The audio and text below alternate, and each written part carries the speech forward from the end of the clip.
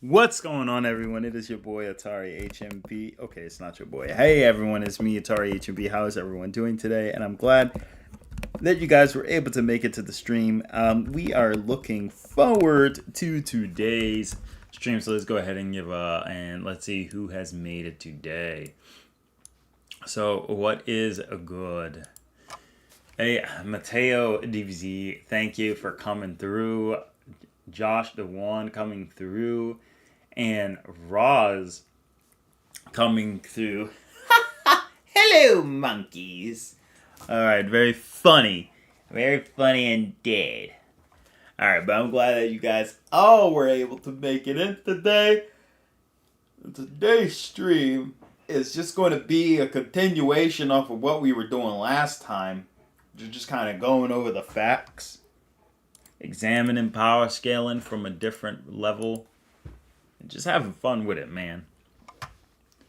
So we're going to just get into it. Let's get into it indeed. So immediately, first thing I'm going to bring up is that you guys know this stream is going to be pretty decent in length. So we got quite a bit of show to do, you know? Welcome, W Detective, Wank Detective. Welcome to the stream.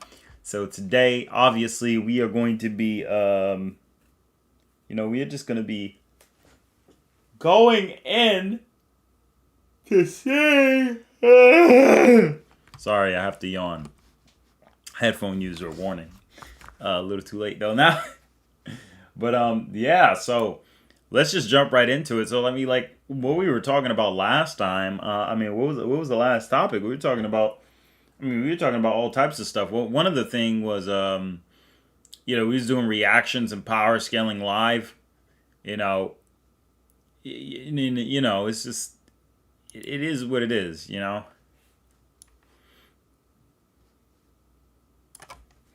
I'm gonna change the title.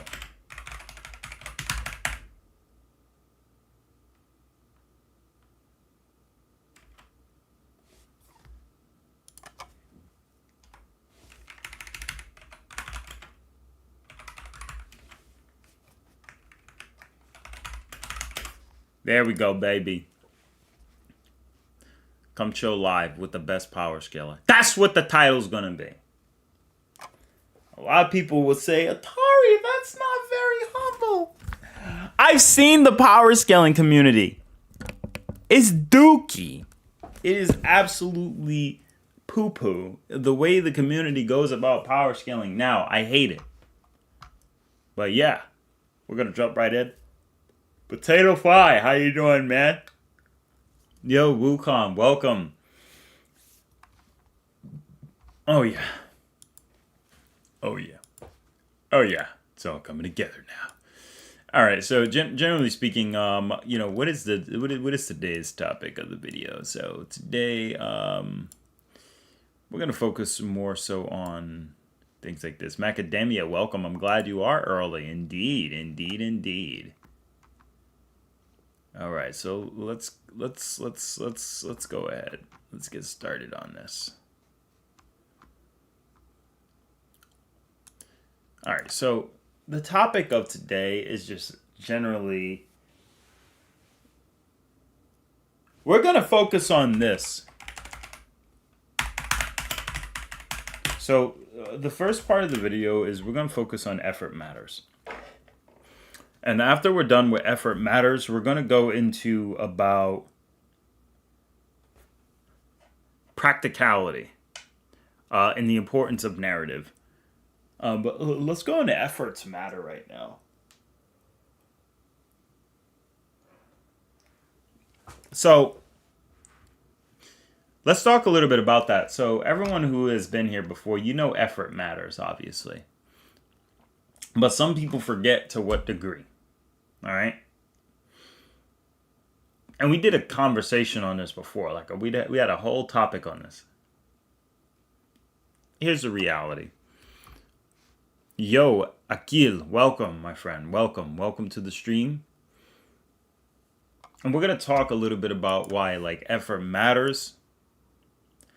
So to get down to the essentials is the reason effort matters in the sense of like power scaling really comes down to like what show you're watching. So again, like if it takes a character not that much effort to do one feat versus another character, clearly you're gonna have the effort matter. So like again, I've went into this conversation before, and I'm gonna kind of capitalize off of it using the same idea when it came down to Toneri from Naruto versus Raditz from Dragon Ball Z, right? You know, in our heads, we typically gain a type of bias where we want a series to stack up to another, especially when it comes down to like, you know, something as popular as Naruto. You know, most of the fan base usually they think to themselves, okay, well, Naruto put in all this effort and such, so you know, it feels people don't realize this is a subconscious, and it comes down to psychology too. It's it's a psychological sort of, I don't want to say dissonance, but rather incredulity people have when it comes to like like when it comes to power scaling. Like for example, man, Toneri was like one of our final bosses. Like he's an upper echelon, way stronger than any other characters in part one and part two of Naruto. So the idea that Dragon Ball Z's very first villain is, you know, in some arguments, again, keyword, some arguments, stronger, really challenges people's perception because to them it's like it's almost unbelievable. And some even find it disrespectful. Like, wow, you're really comparing the first character of Dragon Ball Z to Naruto's like, top dogs or at least upper middle tiers, like cuz Boruto has continued to go further in feats, but you know, it comes down to you have to just let that go. You know, I'm not going to be heartless and say facts don't care about your feelings, but there's a nuance that comes down to it. You know, there's millions of manga out there. And you're talking about one of the most popular when it came to battle shonen. So, I mean, don't be upset, is what I really want to say to everyone. And yo, it's I don't like your name right now, but what's up, Atari Diddler? I'm looking at this account like, yo, when did this dude make the? When did you make your account, bro? I thought you was about to come in here and start trolling, but nah. Welcome. How you doing? We need Universe of Naruto for real. Oh boy, yeah, we gotta talk about universalism too soon. We definitely do. Um, yeah, let's continue. Um, so you know, for the most part,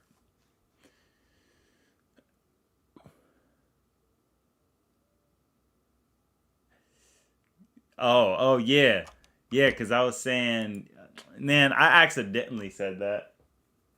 Y'all are, yeah, I can't stand y'all. Okay.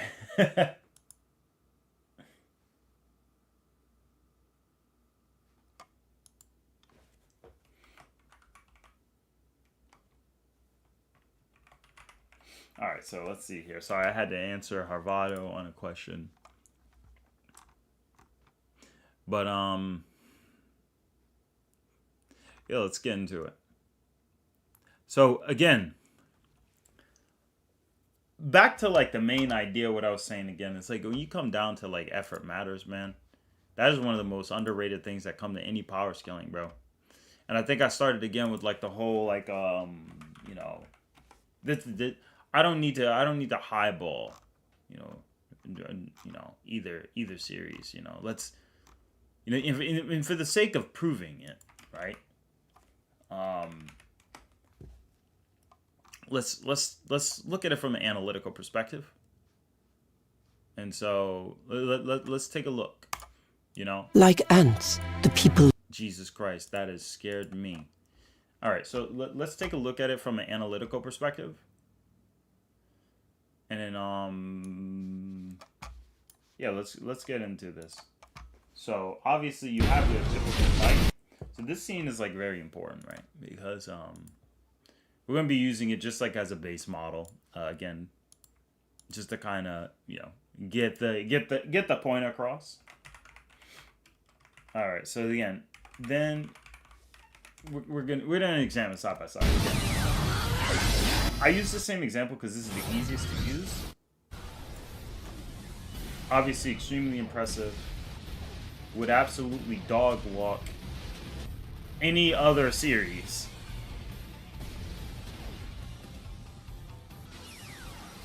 Absolutely incredible. Like, look at this. Absolutely magnificent. And the thing is,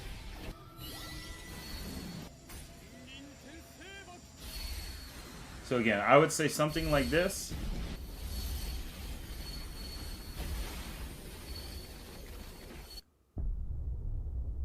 This is a mid-effort feat. Raise his hand, cast it down, and that was that. That's all there was. That's all she wrote, man. As you can see by his position, he hasn't really exerted himself that much. Okay? So it's not necessarily the same. Like, it's not a high effort. You could see it wasn't too much for him. But, you know, you gotta look at them contrast to contrast. So let's again. Let's look at high effort. Here's high effort. So this is a high effort version. So this is a high effort.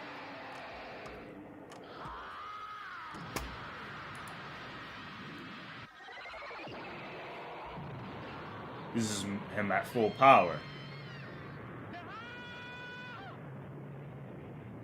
So as you can see, full power. Fragmentation.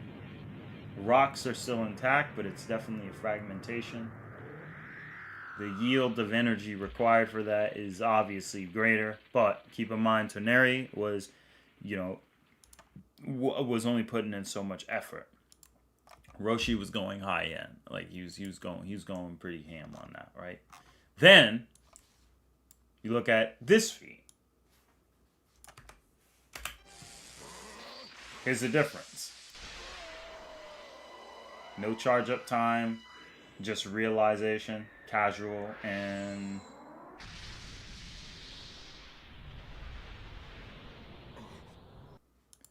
obviously that's not the full scene. Let's get the full scene. Huh, so if we get the full scene and we take a look real quick. And I don't even know how I got up here. Me neither, Gohan. Need the moon.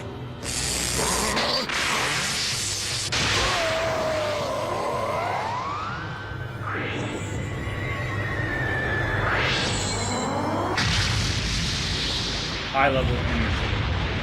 Just raises his hand.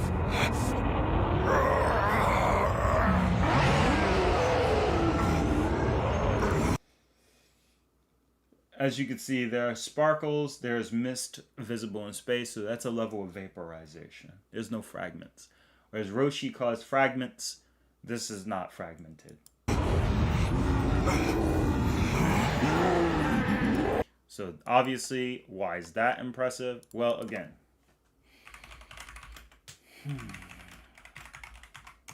these things all matter. They all have different levels. I've made this point before, but I just want to like do it for those who haven't seen it for reference purposes. So like when new people are watching this, they'll kind of get the idea. So let's skip. Obviously, you'll have this scene. I have no intention of starting a fight. I do. So obviously, you can see it here. All right, if that's the way he wants it. And as you could see, Piccolo could sense power levels, so he knew there was a threat. Not one hand, but two. And not only that, look how much chi he builds up into his arm. So high effort. So this is arguably way stronger than what blew up the moon prior, or vaporized. Which, as we could see, through levels of yield, that requires the destructive force to destroy an entire planet. So I think a lot of people don't realize this is, when Piccolo blew up the moon, the fact that the explosion, was it left a mist behind, showing he vaporized. The kinetic yield to vaporize the moon to that degree is enough to arguably fragmentate the entire planet of Mars, which could make him planet level. And that was him just throwing his hand up and yelling. People forget that,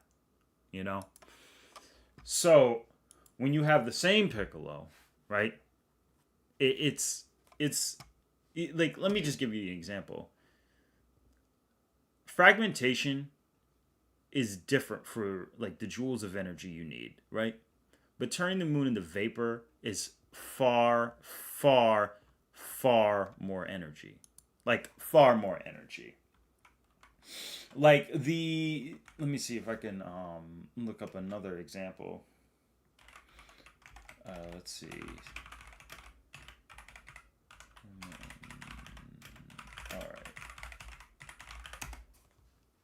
All right, so let's pull up versus Battle Wiki. Well, let's not pull them up.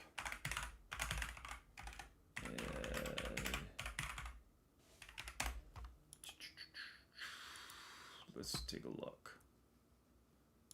Yeah, I mean, I guess we could use versus Battle Wiki for now.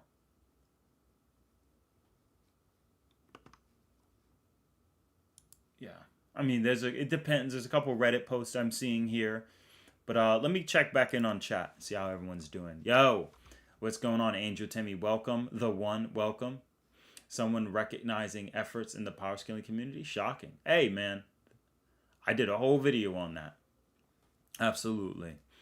What are you talking about? I just came. Yo, Shadow SX, welcome.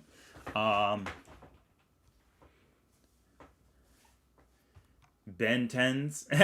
Yo, welcome. And again, this comes down to like a lot more than that. Because I'm going to go into more examples about effort matters. Because we're not going to it's not going to be a Dragon Ball stream. Well, for the most part. So, I mean, generally, vaporization could be like 5 to, depending on sources, it could be 5 to 20 times more. Like more than the actual requirement. So, depending on that, yeah. Let me see here. And let's see here.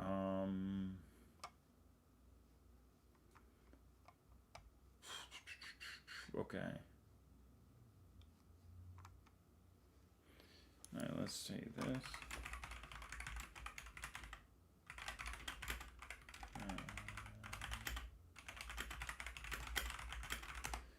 All right, let's pull this up. Versus Battle Wiki. So as you guys see, we have the calculation system on the Versus Battle Wiki. They're okay. Some of their information needs to be updated. Because some of it is a little finicky. It's not perfect, but that's okay. They do understand certain components here, but yeah. But like vaporization of the moon, for example, it's just so much higher. So if you look at the fragmentation that's estimated to blow up Mars, right? It's like double. Okay. So because of that, Piccolo being able to vaporize the moon, he could do that 10 times over on Mars. Okay. So a lot of people don't realize, because here's the thing. Let me paint a perspective for people who don't know. What if Earth landed?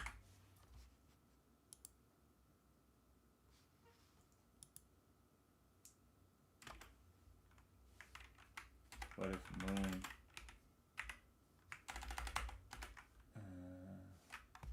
So things like this. Have you guys ever wondered what would happen if the moon crashed into the Earth?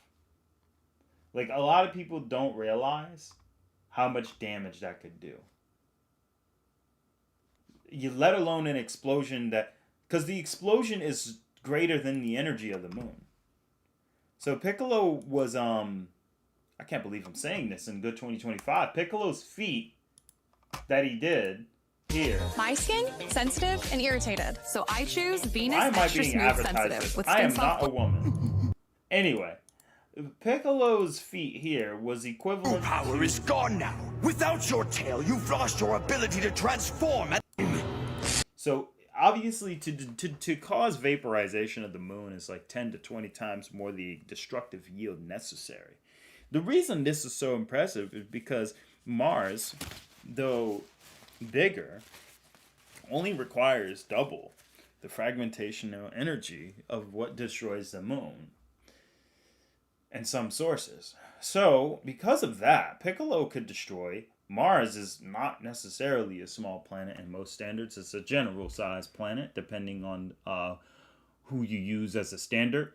So that would mean that Piccolo is literally able to effortlessly destroy an entire planet. Okay? So I think that's something that should be considered into the discussion of this topic. Now, Toneri, obviously, we know this guy could do the same thing. There's no surprise. This isn't about Piccolo versus Toneri. But it is to show that, and when you look at things like this,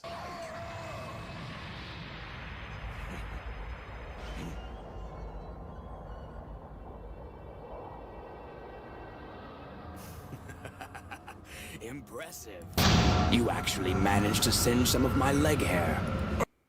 so one of my favorite lines, which started the sort of started the discussion of I know it seems like a meme, but hey, what's good, DFR? Welcome, my friend. Now I know it started a meme, but guys, I mean, you gotta admit that's kind of funny. You actually managed to singe some of my leg hair. Which is kind of hilarious. So, hey, I have the power to blow up Mars. Times 10. Really? Okay. And what does that mean? Well, I could blow up Mars times 10. So you're like planetary plus plus? Yeah. So what happens if I hit you with it, Raditz? Well, point blank, without even putting up my defense, it would probably just singe my leg hair. Like, you gotta think about it, bro. That's what I'm talking about. Effort matters, man. That's extremely impressive. Cause this is low effort blowing up the moon. This is a low effort attack to blow up something the equivalent of Mars. Times 10. And when you look at it from that perspective, if he could blow up Mars times 10 times over, with no effort, how do we calculate him putting his absolute... That's the way he wants it. Where Piccolo's actually just going crazy now. It's not a special beam cannon, but he definitely put more ki into that. Takes a potential planet level attack to singe leg hairs. Has Xenophon ever used the keys? I have no idea. I have not checked that out, but that's a good. That's pretty. I would argue Piccolo is dwarf star since Kami can create the moon from dust, which is calculated to dwarf star level. How did they calculate that? Who calculated that? That's not quantifiable. I'm not doubting that Piccolo can't be argued into those ranges. I wouldn't call him dwarf star. Special beam cannon, I would say, is a large planet level though. Like we're talking about Jupiter tier, maybe more. You can argue close to dwarf star level, but dwarf stars are extremely dense. So Piccolo having the required yield to destroy dwarf star is highly out of the discussion for the most part. It's a massive jump because of the gravitational binding energy of a star. Now, Kami creating the moon from dust, we can't really quantify energy needed to create things. So I don't know who calculated that, but I immediately disagree unless they have a special formula that would revolutionize science for the entire planet Earth as we speak. Because unless you know of a way to actually calculate somebody forming something, like it doesn't matter if he formed it from dust or fragmentation, unless you're arguing that he reassimilated the molecules of the moon. But then it's hard to really argue that because, I mean, Kami utilizes forms of magic and he has little bits of God key. So it's hard to quantify. Clearly, he could destroy the moon because he's stronger than Roshi. So, but we really don't know how much power is required to create versus destruction.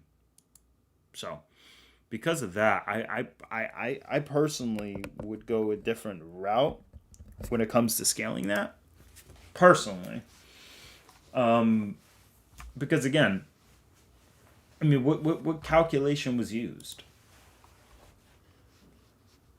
Oh, you mean destroy?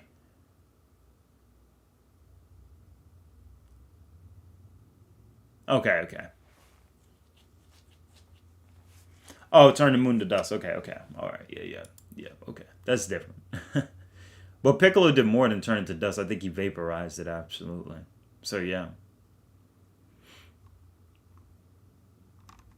So, oh, yeah, right. So, but,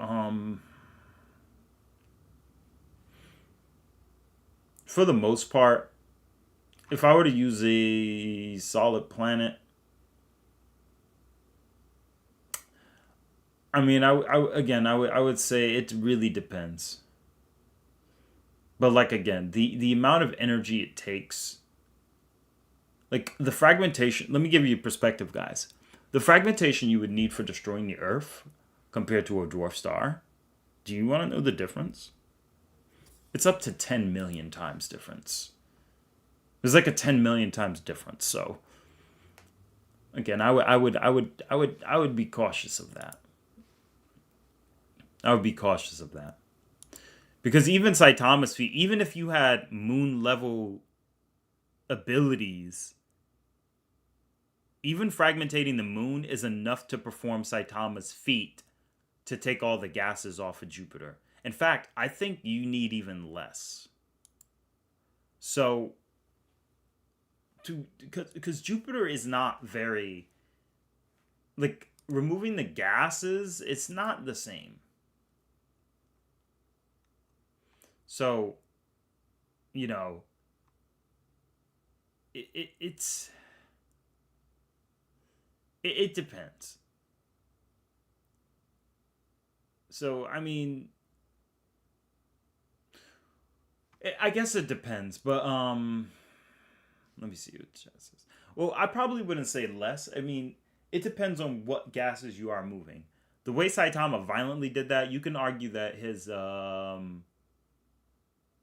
clear the gases off just the surface, it depends. Let me see here.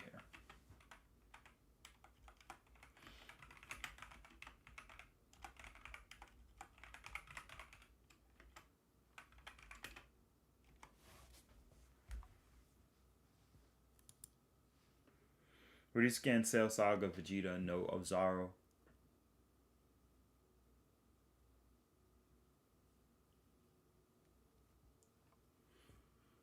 Saiyan Saga Vegeta does seem like he would be a Dwarf Star level fighter.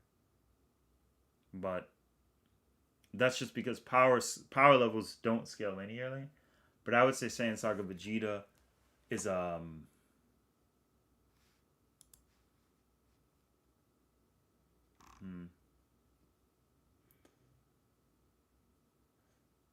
don't know. Let me see. Let me think. Because his power level was... Because King Vegeta multi-planet busts, right?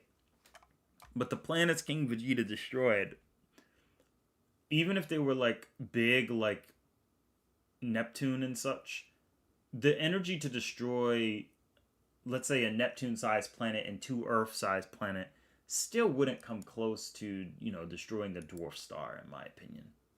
If we want to get scientific. So absolutely he would be super large planet level. But like it's a different tier when it comes to destroying like a red dwarf star. It absolutely is.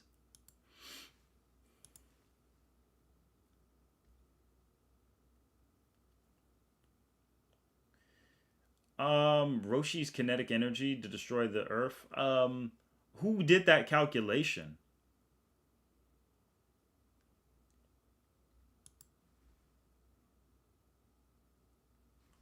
Where's that calculation at? I would like to see it myself.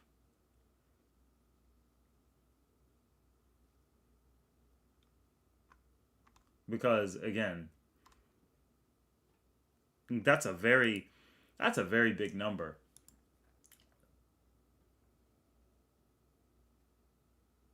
Okay. Well, okay. I think the thing that needs to be addressed in these cases is like, so even if it was using ChatGPT, it's important to understand that ChatGPT only does what you plug into it. So if you don't understand the baseline science, and I'm not saying you don't, but if you don't understand the baseline science already, then you can get some answers that might be biased or out of context. Because if you say like, oh, Roshi did this to the moon and this and that, and then you describe it in a specific way, then yeah. But destroying the moon does not require 8 times more energy than to destroy the Earth, at least from what Roshi did. Because yeah, characters were covering their eyes because of the bright light, but that would happen in real life too. If a high a high magnitude of energy, even if it fragmentate the moon into like boulders and pebbles, you know, or like large rocks and such, that yield alone, it's like even a nuclear bomb. You can't look at it because that amount of energy released. So if Roshi did that to the moon, of course everyone would cover their eyes if we're being realistic. That's why Bulma, Yamcha, everyone felt blinded. Even when Piccolo blew up the moon himself, he covered his eyes because it's too bright. And this is just Toei animation trying to keep things a little bit realistic. So I wouldn't say Roshi yielded 8 times the destructive force to destroy the Earth. Because if we pay attention, if we look at his feet, we can see rocks, visible rocks. And we have no idea to tell how big or how small those rocks are. But the fact that we have fragments itself, whereas Piccolo, we just see dust. But in Roshi, in the manga, you see pebbles falling down and hitting the Earth. That's probably double the energy to destroy the moon, but that's not going to be 8 times the energy to destroy the Earth. The Earth is quite dense. The Earth is very dense. So, that being said, that's my thoughts on it.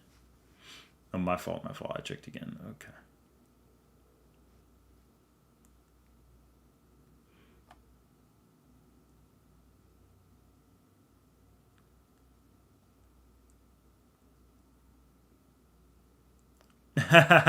No, you're good, man.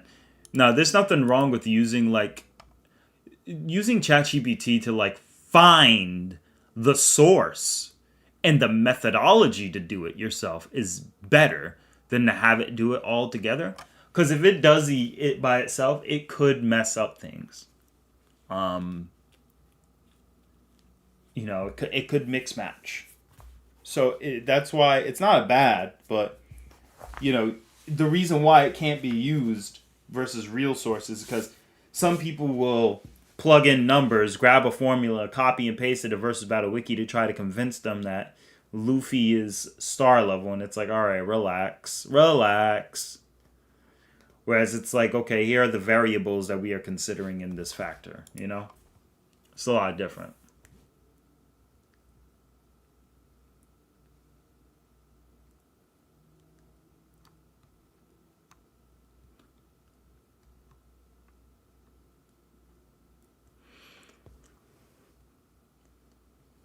All right, let's see here. Versus battle 1.5 yada tons planet.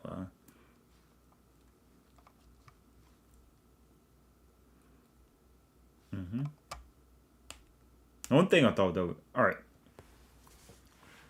Atari Diddler says, the one thing I thought was interesting is when I had it do one calculation for chapter 1, Saint Seiya, it said his attack that destroys things on atomic level was like island to low and country level.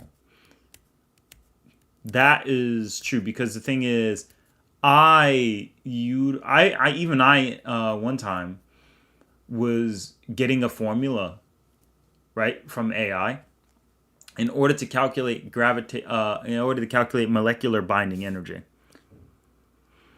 And when I got the baseline of the formula, I used it, and that's how I said Gojo, Hollow Purple, is either a durability negator, because it can have infinite mass according to the novel, or it was moon level. And people were like, no way Gojo's moon level. I'm like, bro, you know there was a black hole in the series that could have destroyed the Earth, so it's not out of the question.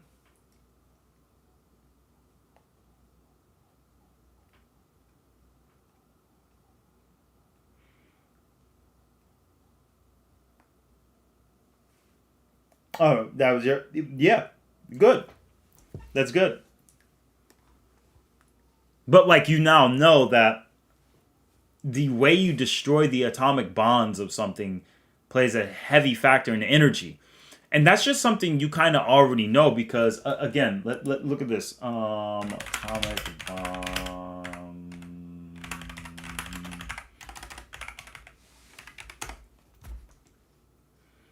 Bro, people be typing all types of stuff on my computer.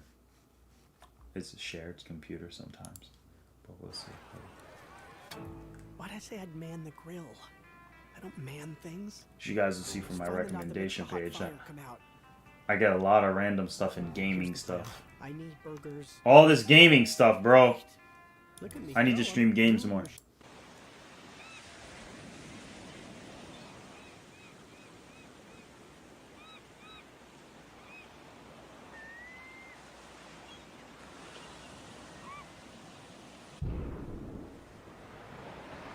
Jeez, man.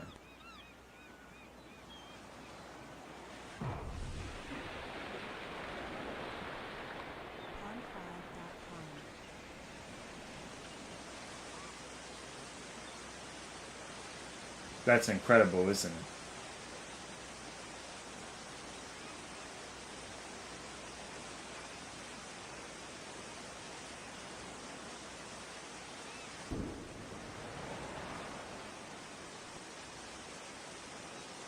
Incredible.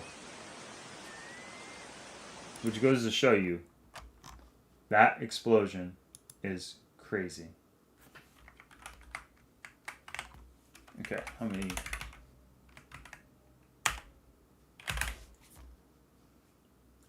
Nine kilotons of TNT. So 150 meters. 9 kilotons of TNT looks like this. So as you guys can see, I think what people need to realize is like how incredibly insane that is. That's the type of damage that does. Just 9 kilotons of TNT. King Vegeta might even be star level. I wouldn't say that. I wouldn't say he's star level. Well, you said might. So, I mean, he might actually. Because look. King Vegeta waves hand. Michael's Halloween decor really knocks him on. Halloween already? Bro, we're in like August. Relax. Dang.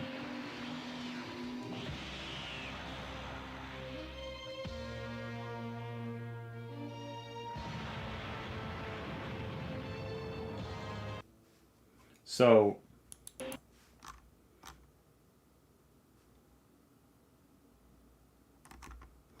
if your strongest character's best feat is destroying the planet. That's why I was saying, like, I think what I was telling people before is, like, this isn't, like, a shot at, like, Shonen or Naruto, but, like, I was telling them before, I was like, don't get me wrong, Naruto characters are strong, but, like, I tell them again, like, I said, and I want somebody in the chat, like, because you can argue with, like, say, well, they got the attack potency, Hey, that's cool, bro, that's cool, they got the attack potency. I feel you on that, man. I ain't doubting that, no doubt.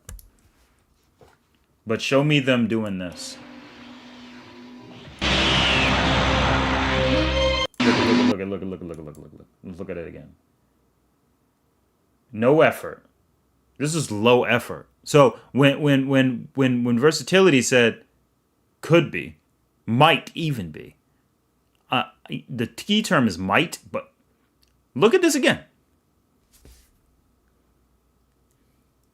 Look at this again.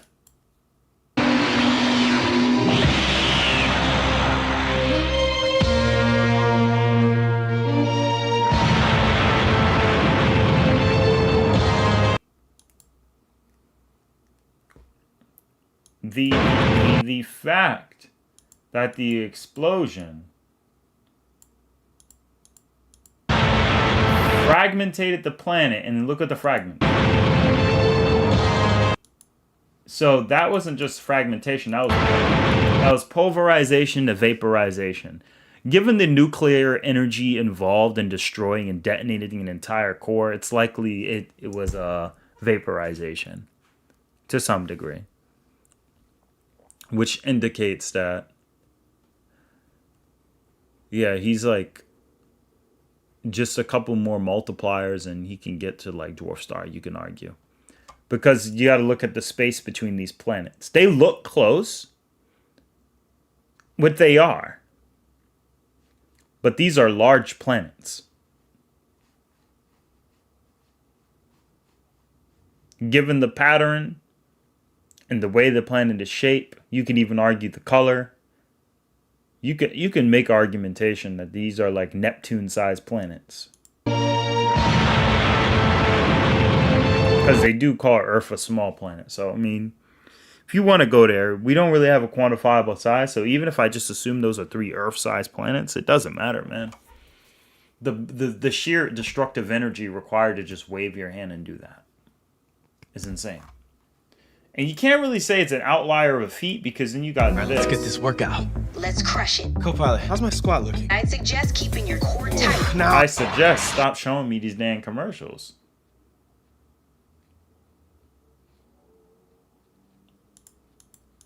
Okay, I don't want to see this. This makes me sad. Problem.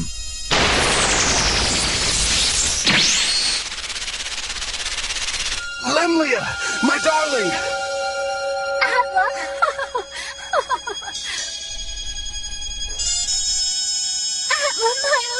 My darling. At Oh, last my we can darling. be together forever. Bro, god dang! Look at what happened. All you see is they hold hands, and then, see, because the blast looked at slow. But once it actually got near the atmosphere, a flash of light, and that's it. See, it didn't even touch the planet. Just the pure heat and energy just immediately just vaporized them. God dang.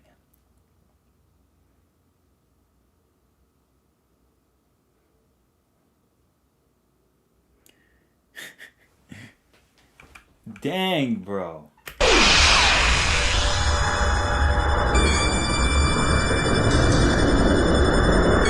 There's nothing like a little fireworks when you say goodbye.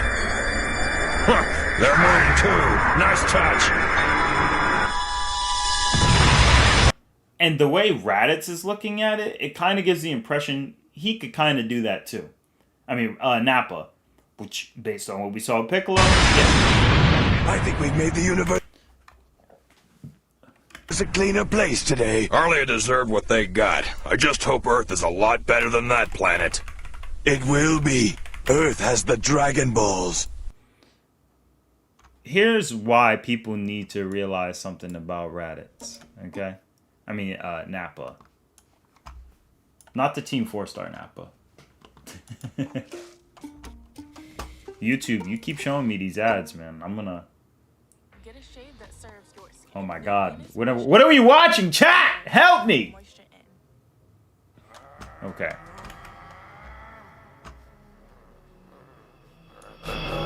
More evidence.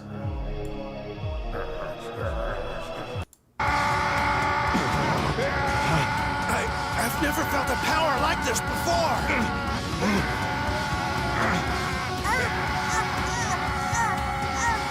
So you guys can see. Look out! It feels like the whole planet is shaking apart! Oh man, this is bad. So Raditz, Nappa just powering up can cause the Earth to shake apart.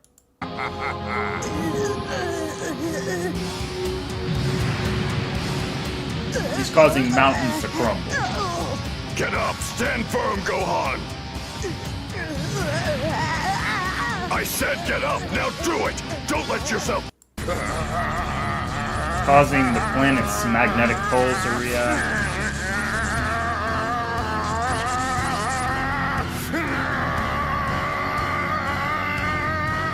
Yeah. Which goes to show, that's the power of, like, just...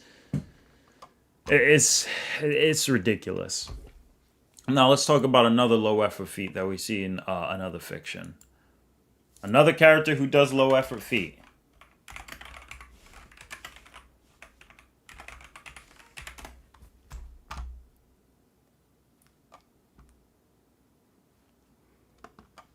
Here's another low effort feat.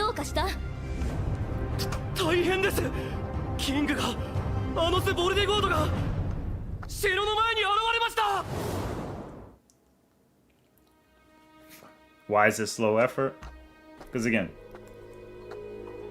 this has anti-demon magic. ハンマホも多重にかけられているわ。随分と軽そうな城だな。魔法ばかりを警戒するとは戦闘というものを分かっていない。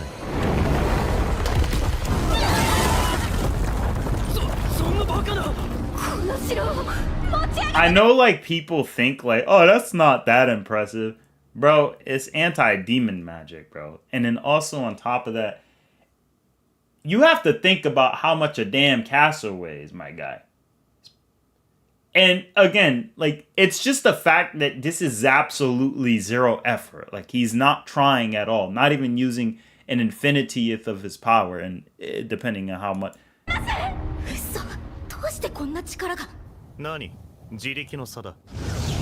Please, I'm just that much stronger than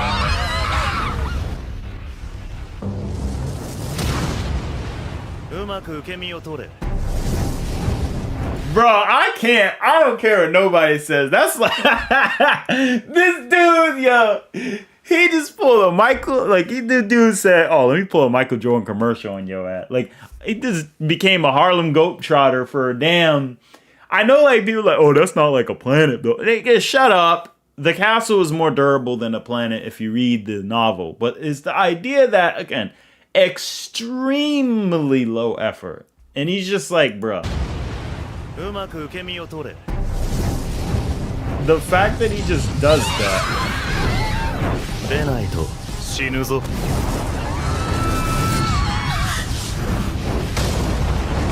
That is mad funny.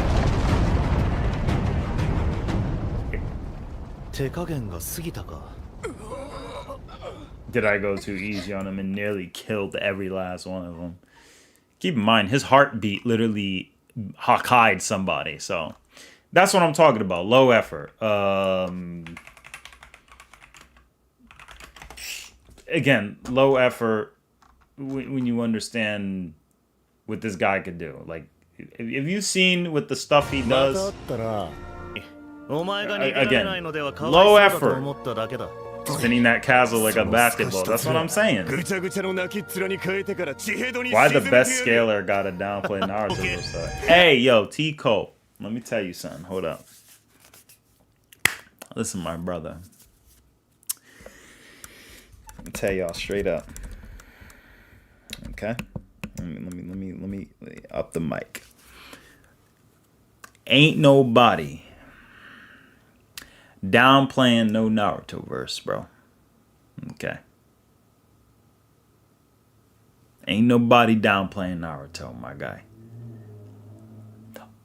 I'm gonna tell you this. I've watched Naruto probably before you were born. Okay, I ain't that old. But I've watched Naruto when it was very popular in the States. I seen it around its heyday. Okay?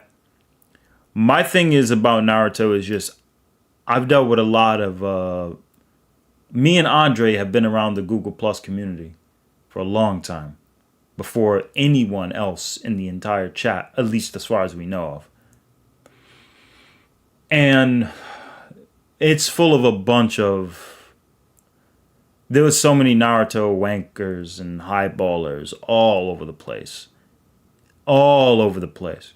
And it's not that Naruto isn't strong, it's that Naruto's not hanging with Dragon Ball. Naruto's not hanging with Anno's Voldigold. It's just like, yo.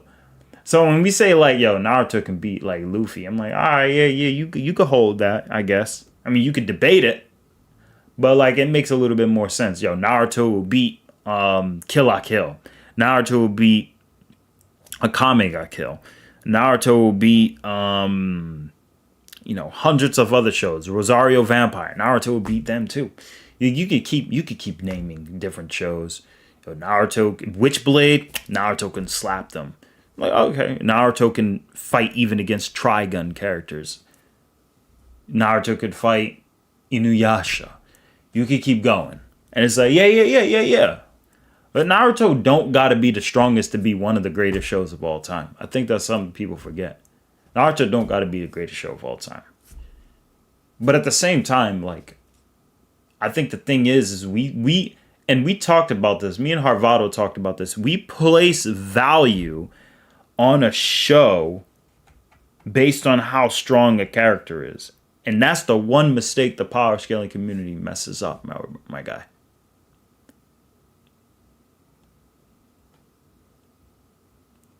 Okay? And no. In no universe, Naruto is going to low difficulty Luffy. If you've watched One Piece and Naruto simultaneously, any real Naruto fan will tell you, nah, that boy Luffy's pretty dang strong. I mean, it's the same guy who one-shotting people who can split ice continents that are harder than diamond. Been calculated to large country to low continental level because the fact that it was harder than diamond, right? Okay, yeah, Naruto, all right. And then, you got the star scaling Naruto, and you got to say, like, okay, all right, where does Naruto get these scalings from, right? And you can go into the dimensions, you can go into the chakra absorptions, you can go into the Otsutsuki scale, which is very reasonable. Naruto has been getting much stronger, and their feats have been inflating more and more and more. It's kind of like what happened with Fairy Tail.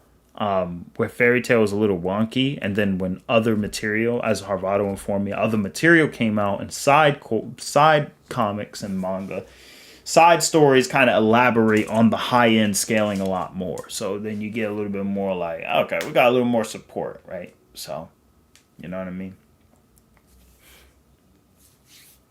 And then, yeah. So, again,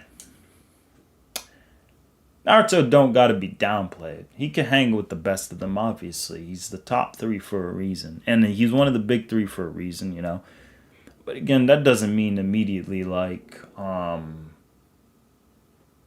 that doesn't mean immediately I'm gonna just say like he can fight King Vegeta without going all out 100%. It's going to depend on a variety of factors on how you interpret the battle. Because the scaling is a lot different. For the way Naruto scaling is far different from Dragon Ball. Dragon Ball is like a very easy. It's one of the easiest to like scale as far as like, not inverse, but like as far as just general scaling is kind of just straightforward. It's like, oh, well, these guys reacted to this and did this and did that and did that. Okay. And Toriyama himself doesn't deny it. It's like, oh, okay, well, rest in peace, Toriyama. But yeah, you know what I mean? So, hope that clarifies it. Naruto moon level during introduction to Six Paths. I would say he's higher than that. I would even say he's higher than that. Because if you remember, Kurama could turn the world to ash. And that's just half of him, allegedly. So, you know, you have a lot of arguments for Naruto being really, really, really strong. You know. But, yeah. But yeah, you know, it depends. And also, Toneri's feat was just...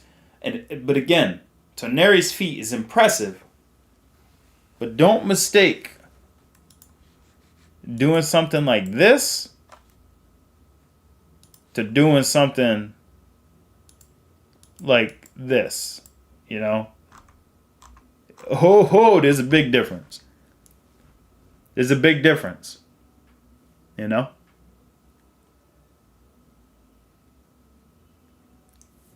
Dang, Harvado. You never get him. It's alright, my brother.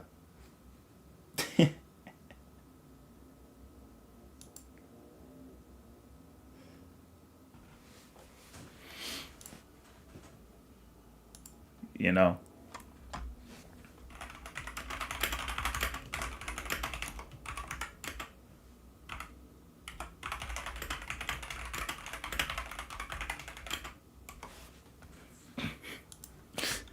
You know what I mean?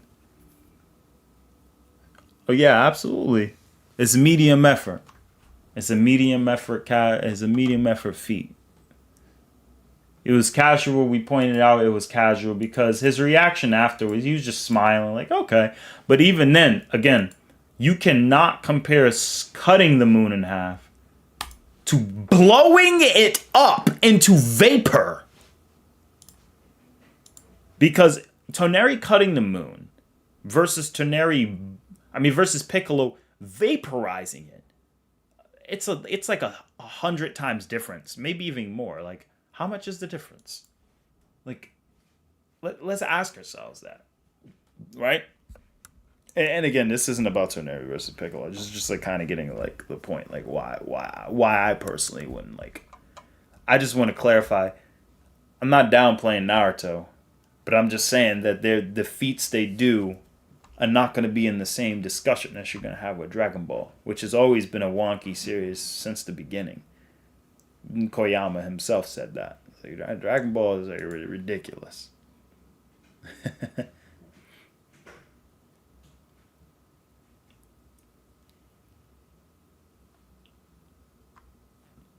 I remember someone said Tanjiro is high universal because Muzan created an infinite castle.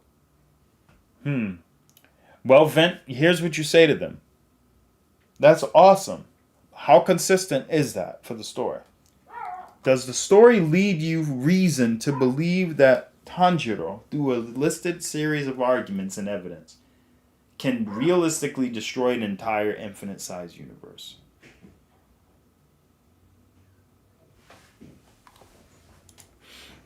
Know what I mean?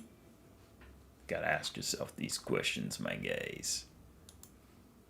But Tico brings up a good point. But I can't agree with you.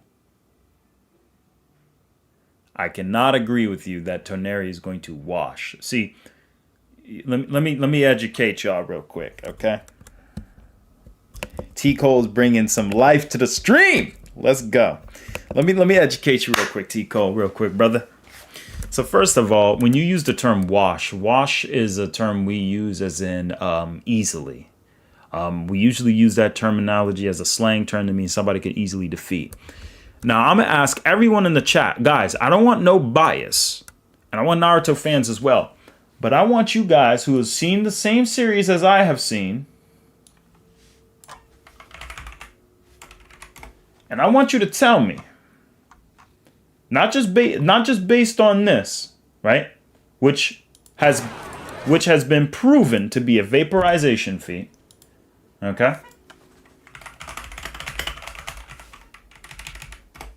I want to ask you guys, generally speaking, okay? Set your look. Hold on. I'm getting ad bodied right now. I want you guys to be honest with yourselves, okay? Do you honestly think, because remember the term wash, the slang term wash, what does the slang term wash mean?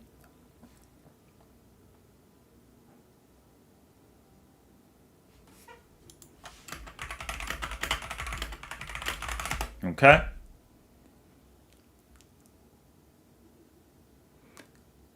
This, I knew it. I just wanted to show everyone else what the term means. Essentially implies washed up. You could say someone will wash up or he will wash you. They're likely to suggest a person significantly better or easily defeat or outperform the individual. Depending on the source you're going to use. Probably going from urbandictionary.com probably.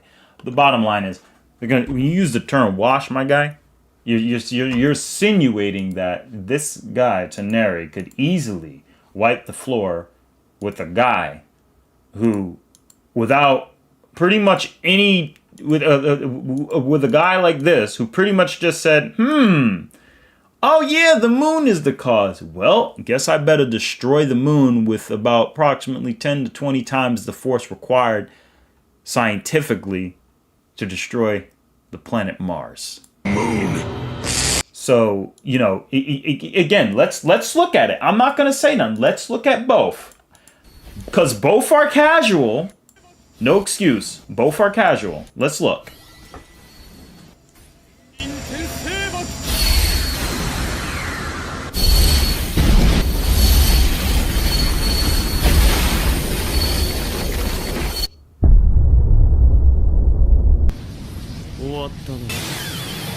Okay. Cool. That was crazy. Now let's look. Let's look at these two. The moon.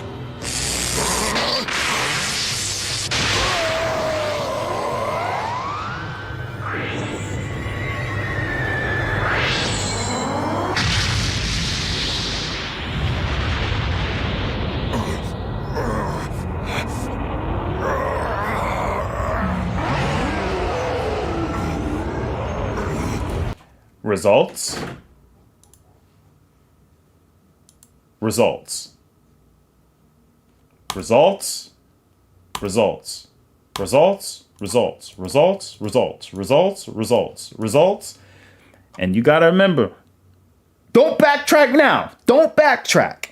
You said wash. So you're insinuating the two guys who both use low effort or mid effort to pull their feats off are in the same caliber? Now, let me tell you this. Hold on. We're not done yet.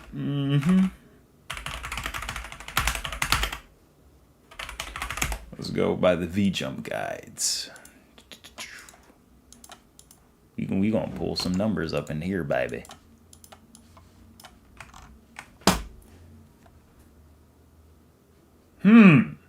According to Raditz, Piccolo was in the 420 when he first met him. This is before Piccolo started taking his training serious because he was training Gohan for the most part. Interesting. Roshi at 180 did that to the moon. Huh. Roshi at 180 did that to the moon. Interesting. And Piccolo, a being who can do that to the moon, hit Raditz. And Raditz didn't budge at 1500. But Piccolo is more than double his power by the time Nappa shows up. Isn't that interesting? And you said wash? I don't know, man. I don't know. Piccolo's over 10 times stronger than he was when he did this. And power levels are exponential. So I gotta ask you. And then you gotta say outboxing? Okay, hold up. Let's talk about boxing, bro. because Toneri had a little bit of trouble with Naruto, boxing Naruto. Naruto is not a better boxer than Rock Lee. Now, Naruto's taijutsu is heavily underrated by the community. Naruto's taijutsu is really good. But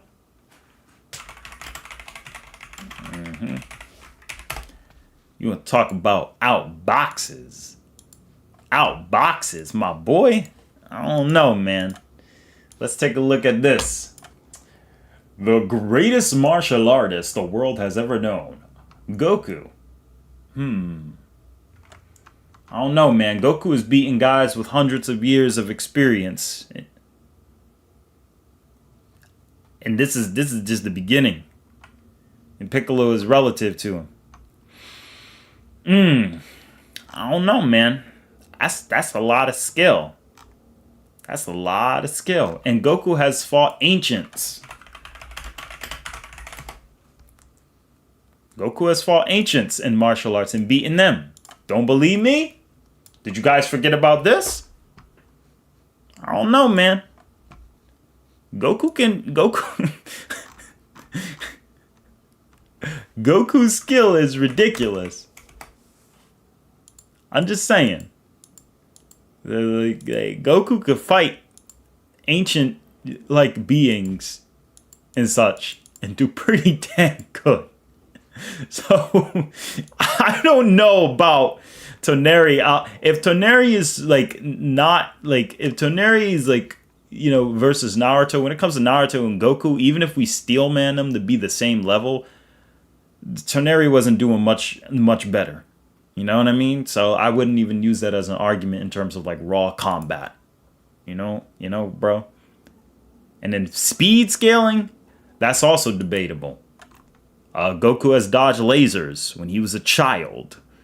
You know, Goku's dodged lasers as a child. When he was just a kid. He's, in case you don't know, lasers mean light amplification through stimulated emissions radiation. Goku's dodged that. He's done it numerous times. And even to the point where he's completely blitz perception. He's dodged lightning. And even if you say he capped that lightning speed, it seems a little bit okay, sure. You're talking about guys who can dodge special beam cannons and attacks and ki blast that can hit the moon in seconds. So, I don't know, man. Even Yamcha dodged lasers from Chi-Chi when she tried to shoot him in the nuts. So, I would say Goku is I would say I don't know about the speed part either, because you can just argue both of them are faster than light by a significant margin. And again, it depends solely on how you want to go about it. But again, that's just depending on who you're having a conversation with. But the bottom line is, I'm talking about, if you're saying the word wash, I just wouldn't use the word wash personally. But yeah.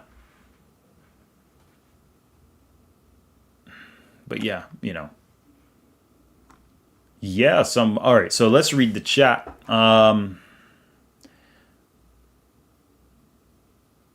Yeah, if I recall, guides have... I didn't say Toneri can beat Namek. No. He never said Toneri can beat Namek. I'm just saying that Saiyan Saga... And, it's not that Toneri can't beat a lot of Saiyan Saga characters. It's just to say that the term wash, I would redact that. I would say, Toneri with high difficulty can beat, a Saiyan Saga gauntlet outside of Ozaru Vegeta. If you made that argument, I'd say, okay, you have a little bit more going for you there. I've heard people use Toneri in comparison to Kaguya's dimension creation, and they've went into greater detail arguments. So on a higher end, yes, T-Cole is actually accurate on that. They're exponentially one of the best examples. He's 1,000 times stronger than the Earthling Fighter, and Kami and Roshi agreeing. Yeah, my junior. Yeah, that makes sense. Thousand Tie Statement was a mistranslation. It says I can beat 1,000 of you, including when you got very good vent. Making sure no mistranslations going around. Atari, can use some reaction about a video. It's about Goku's wank detector. If you want, you can go ahead. But probably the only way you'll be able to put the link is, through other means. Let me see here. You said DBZ isn't faster than Naruto with the wank. Even Goku and Krillin and Vegeta are way faster by Namek. Yeah, he wasn't talking about Namek. FTL plus in the Saiyan Saga at best. Much faster than Light. Let's see. MFTL scaling doesn't start till Cell Saga. I disagree. You gotta remember Goku can react and power up faster than the Scouters, which can high level technology utilizing advanced electromagnetic quantum pulses and signals that can travel across the universe. Like when Tights was talking to Bulma. So there's that. Now, continuing forward. I'm sorry about all the crinkling in the background.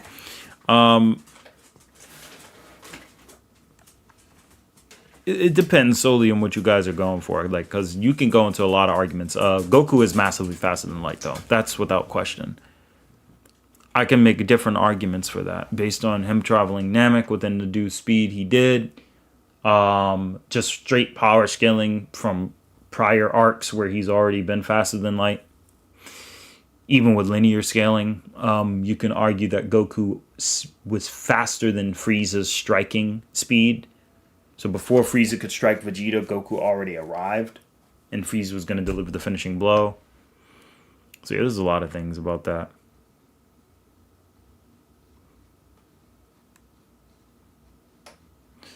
Anything Goku is boundless. I mean, yeah. I mean, in terms of like being a memory to the fan base, he is boundless. Because there's a lot of Goku love in Japan, in America, and Latin America. So yeah, in that case, sure. Power scaling wise, if he was, he wouldn't need to train.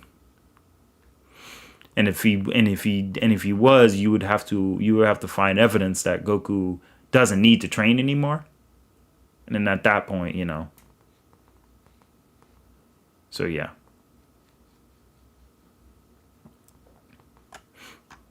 I mean, anyone's entitled. I mean, we're in well, I don't know what country everyone is from. Freedom of speech, though. As long as it's not harassment or being ridiculous. I mean, people can make a crazy term or statement. I will read it in chat, put it to the forefront, and then we will address it. So if you make a funny take, you can go ahead. I mean, everyone's entitled. Goku's layers into balance. Yes. Goku is layers into outer for how many fans he has in the real world. Absolutely. Power scaling wise, no. But fan base, yes. Doomslayer and Kratos. Actually, I would have to ask Andre on that. And then I would have to ask Jackal on that. Because that goes into a very interesting argument. Because both can have really incredible high ends. And some can have incredible mid ends too. But we'll see.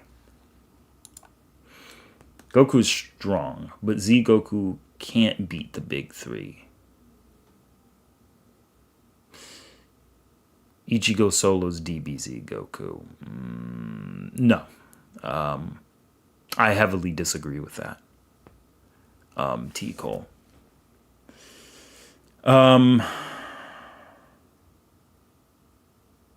Yeah, DBS Goku is not Outerversal. He is not. DBS Goku's not Outerversal. Ichigo does not beat Dragon Ball Z Goku. I go with conservative scaling. If I go with conservative scaling, Ichigo's not even beating...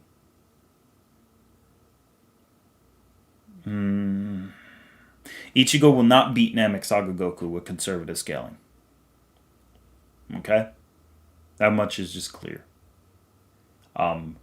Non-conservative scaling and taking Bleach into the consideration of the higher ends. Yeah, they are very strong. Gerard. I did calculations on Gerard, right? because we did calculations on Senjumaru. Roz was there. I will show you guys how strong just Gerard technically could be. Utilizing calculations.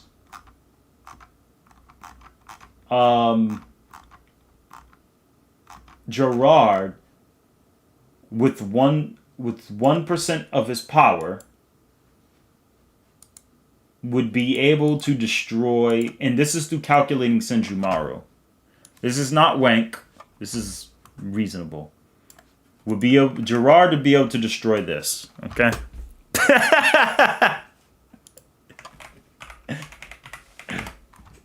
Yes. So, yes, the Miracle Man is a beast. And he didn't even lose normally.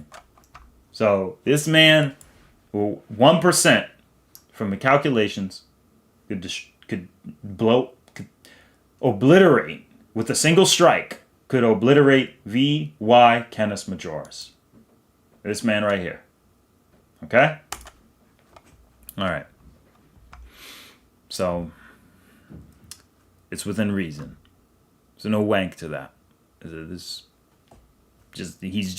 He's the miracle for a reason. So,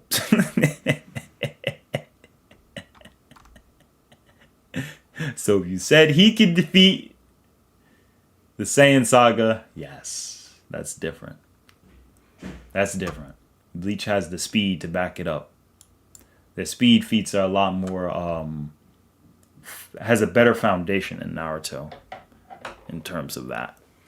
But even then, and that's just because you have so many calcs. So yeah. So there we go. All the information I have in those mainly put into my A, man. It's all good. The first layer of the sun. Yeah.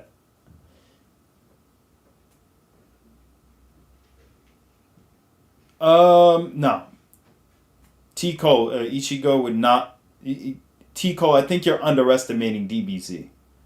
So I'm going to show you, T-Cole, some practical power scaling without wanking, like most Dragon Ball fans do. And I'm going to show you how this is how you get it done. Okay, brother? So pay attention, T-Cole, and everyone else in chat who doesn't know already. So this is what Gerard can do already, okay? Gerard is significantly weaker than Ichigo Kurosaki. Okay?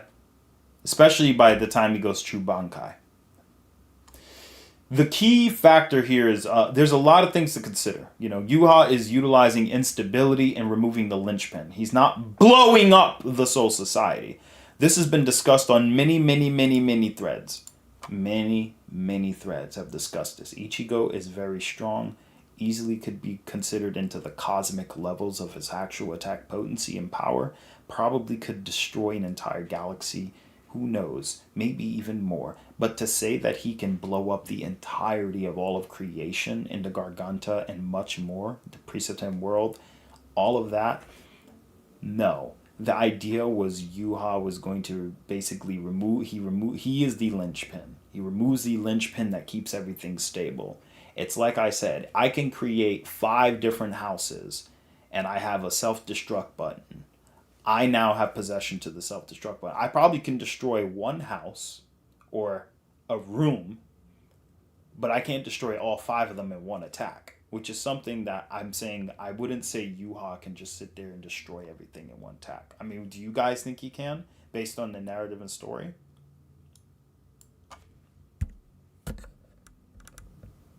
Because you got to remember his whole purpose of the story. You know, he's the linchpin.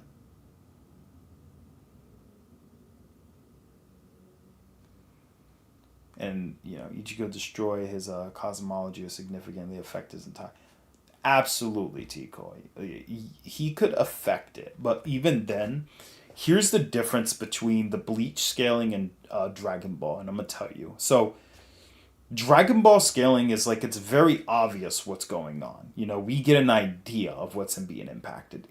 Bleach is a little bit more ambiguous. Because when Senjumaru shook the 3 realms, is she shaking the entirety of the infinity of them?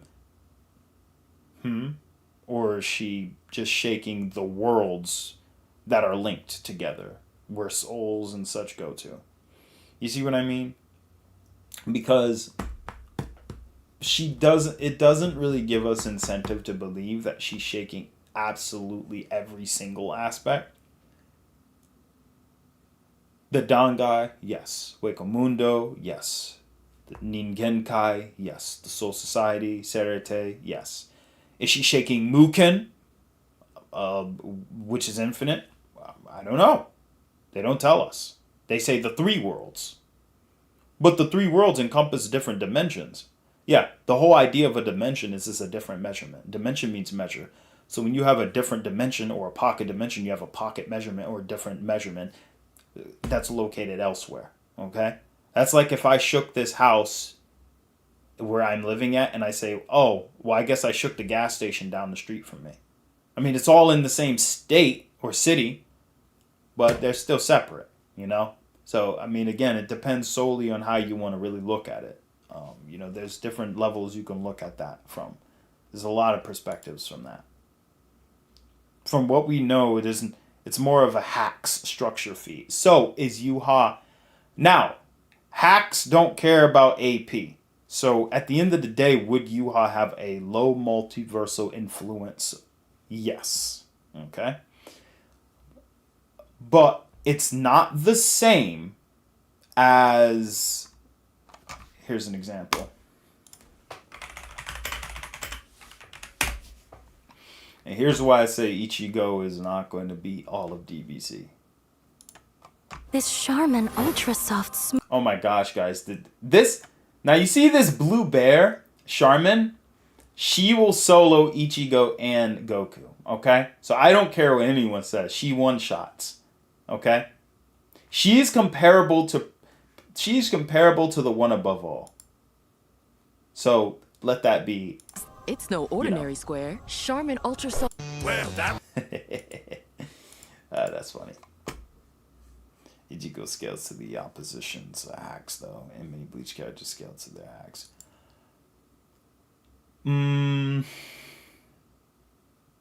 Hacks and Bleach are a little bit complicated, my friend, because most of Bleach hacks are conceptual. You know? A name is anything. So you got to ask yourself, if that's the case, why didn't Ichibei just name the entire multiverse Ichibei and take control over it? You know what I mean?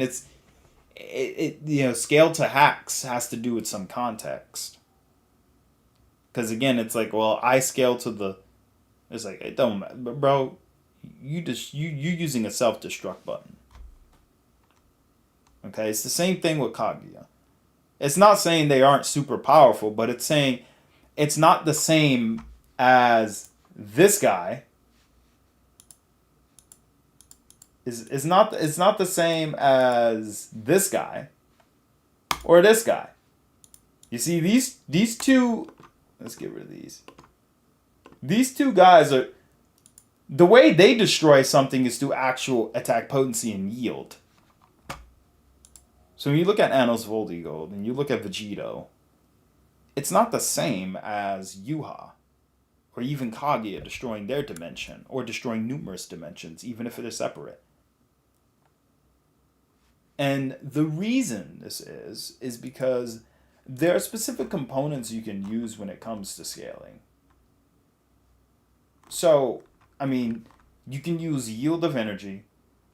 You can use so many other variables. You know, you have geometric coupling. You have many other variables that are theoretical that we can't even quantify because we don't actually have a spiritual realm. So calculating those becomes a little bit different. But you have orbital mechanics of math. You can use seismology, square law energy dissipation. You know, you can use boundary factor, which is what you'll need when it comes to like testing the boundaries between different dimensions. But like, even with all of that, it could still be a finite level of power with different dimensional properties.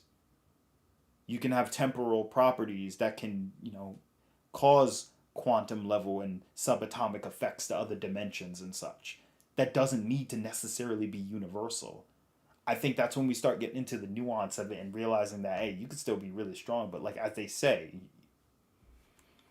you know, he's, you know, it's not Anos, Voldy, Gold, or Vegito. Like, Yuha is not, from what we've seen, he's not just going to say, with one big attack, I'm going to just blow everything the hell up. It's not like Chronica, where in Mortal Kombat, Chronica literally with a wave of her hand erased infinite timelines all in once and reset reality back to zero.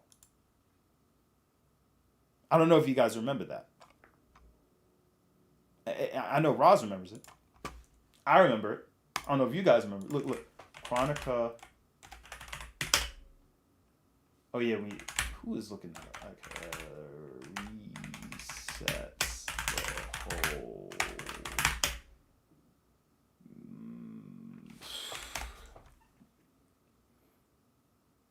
Yeah.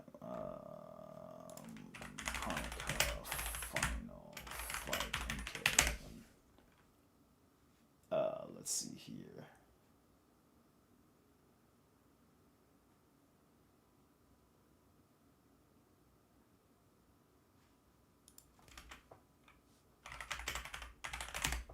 Bad ending. Yeah, let's see here. I'm trying to remember the ending that you have here. It's like, is it this one?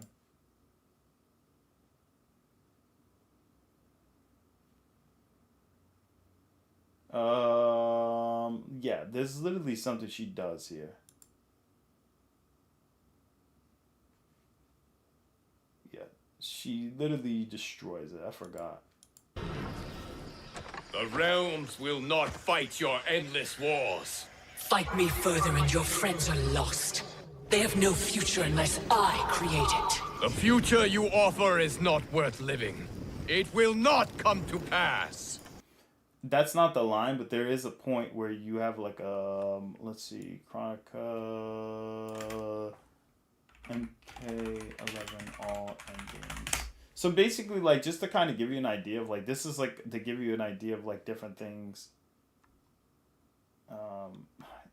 Relax, guys. I just want one ending, okay? That's all I'm looking for. Oh my gosh.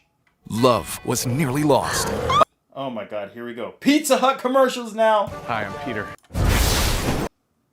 Alright, so anyway, yeah, where's the situation at?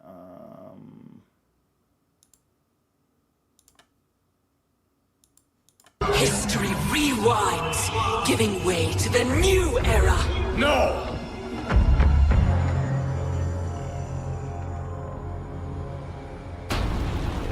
The realms as you knew them are undone, erased. You cannot save a future that no longer exists. There is only the new era. So in other words, what she just did right there was race to all 9 realms on all infinite possibilities, as confirmed by Ed Boon in his 121 conversation. She pretty much just did that casually with a wave of her hand. So I think what a lot of people don't realize is like, that's something you actually get in dialogue. That's actually raw power. That's not just hacks and removing the linchpin. Now she just said, nah, you know what? I'm just gonna raw out power and just do everything. It's ridiculous. But you know, attack potency has to do with energy delivered to matter and space. Okay, generally speaking, you can have hacks and structures and mixed AP and all of that, blah blah blah, but it changes. You know, dimensions doesn't automatically equal, you know, high tier. You know, pocket spaces, you know, there's other things that go into the factors. When you have like Vegito, Anos Voldigod, it, you know, Chronica, it's not the same thing at all compared to like what we're seeing. Okay, that's where I'm getting at. So you think Yamamoto can't handle his own heat?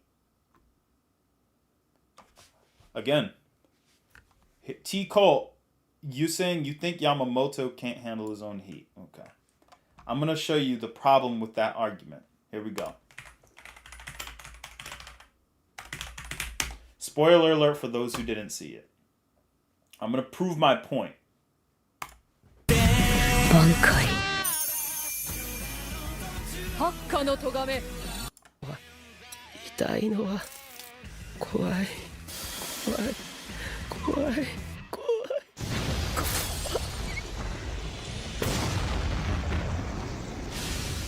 Okay, now again, there's a reason I put the best power scaler.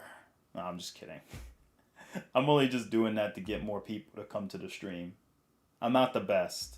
There's no way to measure a power scaler's ability. I'm not the best, guys. But I'm just putting that again. Maybe more people will come. Maybe I will be the best someday. Whatever that means, because there's really no way to measure power scale. There's no competition. Oh, you gotta debate. Debating doesn't mean you're a better power scaler. That just means you're a better debater. You can debate. You can not know how to debate, but be really good at power scaling in math and science.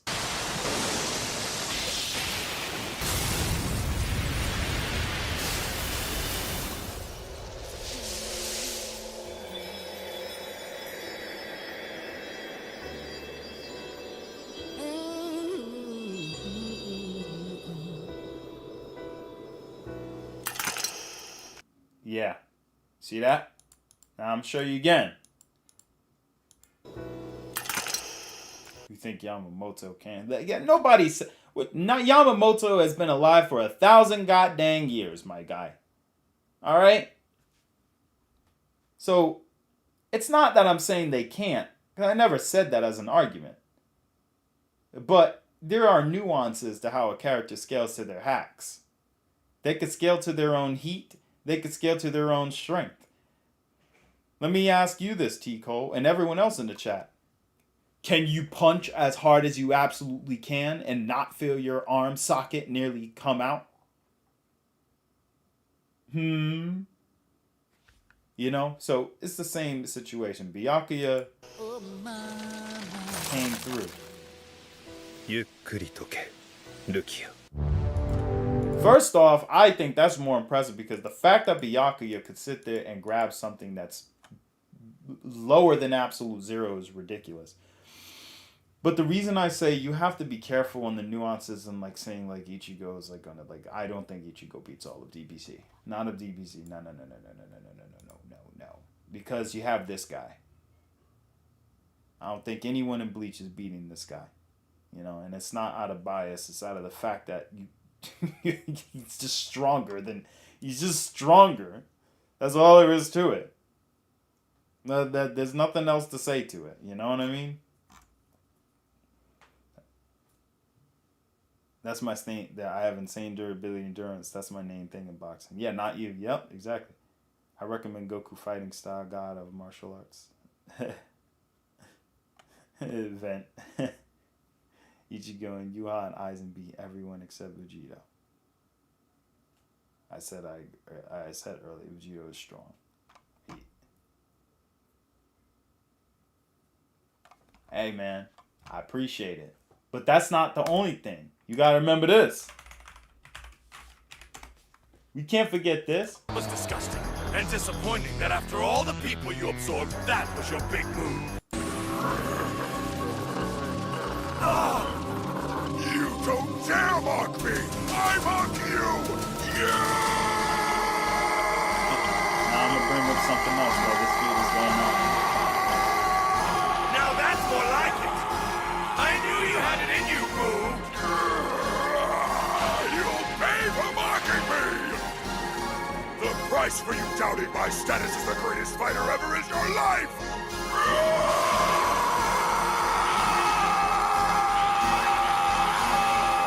Alright, so as you guys can see, he's gotten so mad, if I don't stop him, the energy he's releasing will rip a hole in space-time that swallows our universe!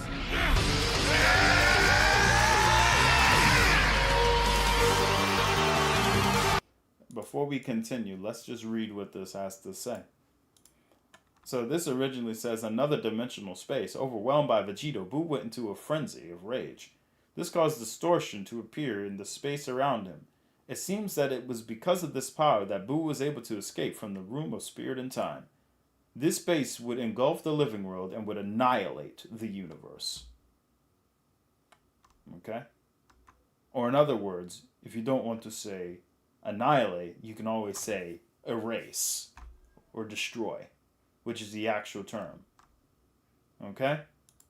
This is in Daizenshu 7 from 1996 on page 126. So if people want a screenshot, here it is. Here's a screenshot. YouTube, don't demonetize me because Ramfan don't know how to act. But this is the scan, okay? Okay? So, there you have it. This ain't stuff I'm making up, okay? Simple. Bada boom, bada bing.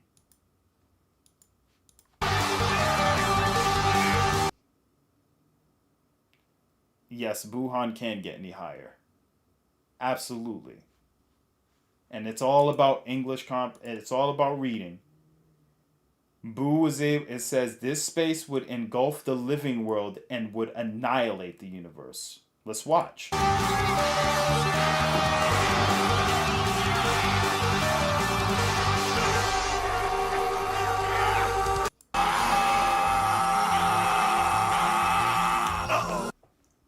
Let's see what they say. I don't think we're gonna find the maybe. This is fun. Stop sending me these commercials. Oh no, this is becoming. この俺が宇宙最強のこの俺がバカにするのもいい加減にしろ。すげえパワーだ。やればできるじゃねえか。許さんぞ。 Now, obviously, this is a high-effort feat. バカにしやがって。バカにしやがって。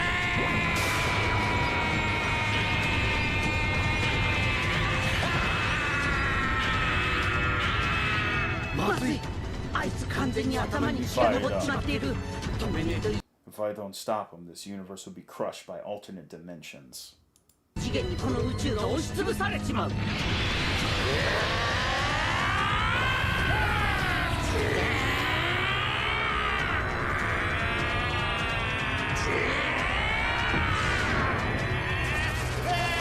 So, first of all, the fact that Buhan can threaten the entire macrocosm by this feat is very impressive, because he's dealing with not just alternate dimensions but higher dimensions. So he's dealing with more than just 4D temporality manipulation. He's dealing with much greater. Okay? Because the idea is annihilate the universe.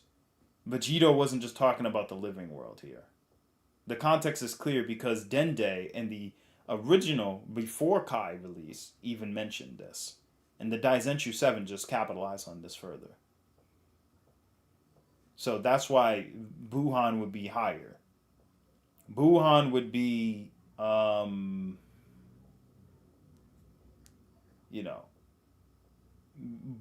would be easily multiversal. By this alone. This alone would make Buhan multiversal. So, that's where I'm getting at with that. And the thing is,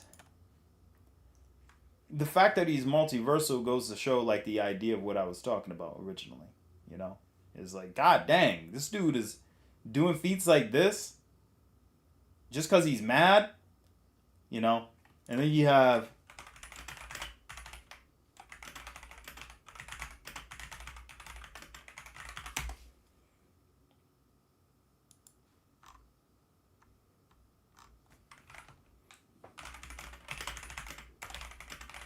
Let's look at, I'm not going to look at the full fight on stream, but let's take a look. Let's see the things that happen. No, this can't go on anymore. He's killed too many innocent people. We'll skip.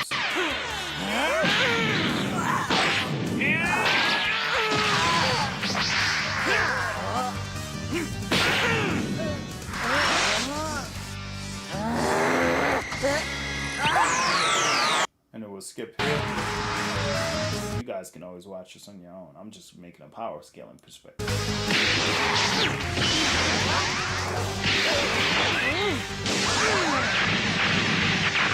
great balls of fire be?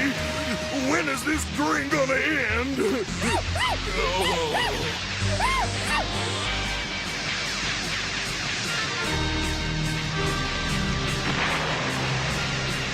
Remember, Elder Kai specifically said this planet won't break easily. Even against martial arts like this. Look how Goku reacts.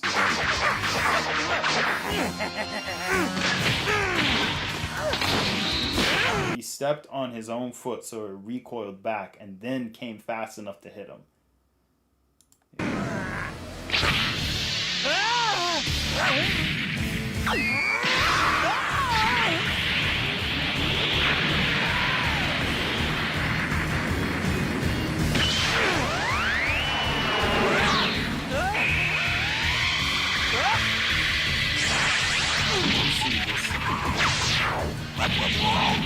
Then this scene happens. This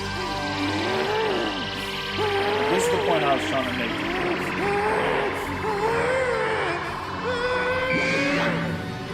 Great.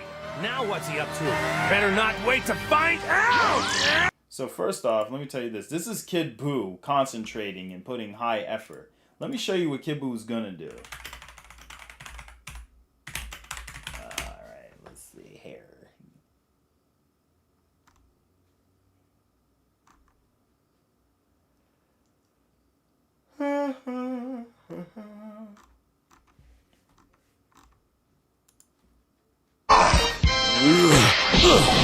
Oh, use your brain, Kakarot. All we have to do is raise our power levels and he'll come running.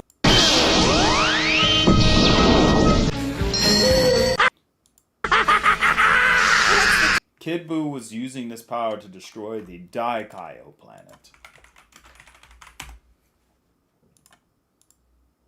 For those who don't know, what is the Daikaio planet? Well, we will show you what the Daikaio planet is, my friend. The scan is like really bad, but yeah. There's heaven, and there's a Daikaio planet.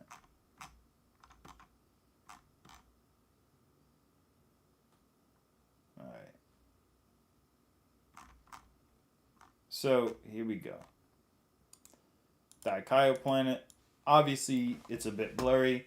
Kid Buu was going to destroy this. It was about 1/100th the size of heaven, which was the size of the universe. Okay? Take it with how you will. The point is, he could destroy, even if you want to lowball it, Kid Buu's going to casually destroy a multi-galactic type of vessel, no effort. But puts all this effort in.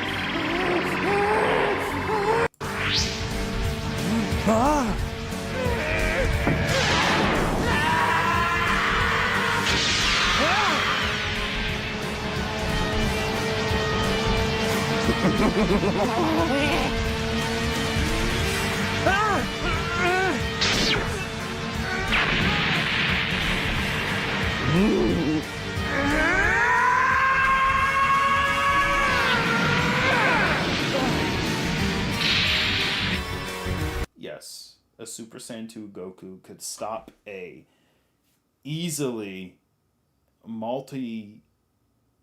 high super mega cluster galaxy level attack.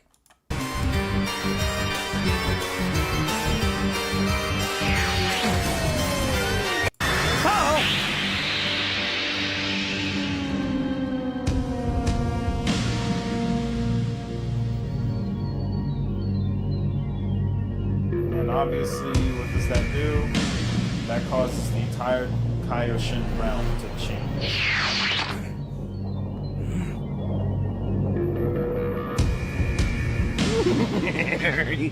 So the reason why this is impressive is because it goes to show this is not even Super Saiyan 3 Goku, which is by far way stronger. And I think the reason I wanted to go over these general feats with everyone is because it goes to show that even with this in mind, you know, DBZ is just far stronger. And it also goes to show effort matters. So even if we did presume that Ichigo would be at like a low multiverse level, it comes with a nuance. It's like, is that his base form Shikai, or what's the argument here? And we also have to factor in, you know, as far as I'm concerned, I don't see anything in Bleach indicating that Ichigo could start destroying multi-galaxies with just a casual ki blast, and then just, you know, there's nothing that really insinuates that. It's usually the linchpin argument. So that's where I'm getting at with it. I mean, if you have arguments to go for it, go ahead. Create a documentation and go for it. Make sure that it's very well documented with proper scaling and calcs. But, you know, in general, when people reject the idea that he could be that strong, it's you know, it's nothing personal. You know. So, yeah.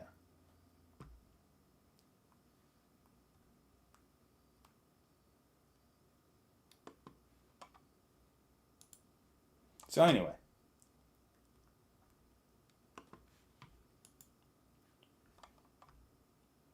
thanks, Roz. I appreciate that. Those are for the Prince of Persia.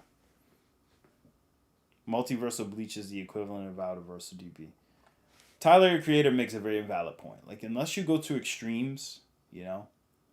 But, to be fair, I would say I can argue Multiversal Bleach better than Outerversal DBZ. Because Outerversal DBZ is a mess. I've seen every argument that there has to be over it. And they all fall apart very quickly with anyone who knows. So all you got to do is just tell them, okay, read the definition of Outerversal, and it falls apart. You know. So again, it really depends. But yeah.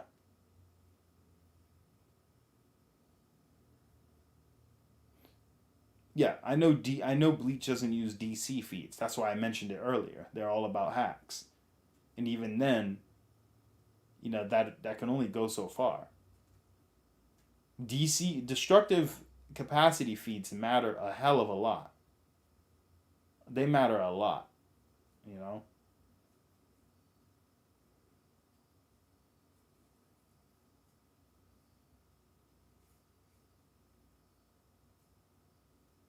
So, yeah.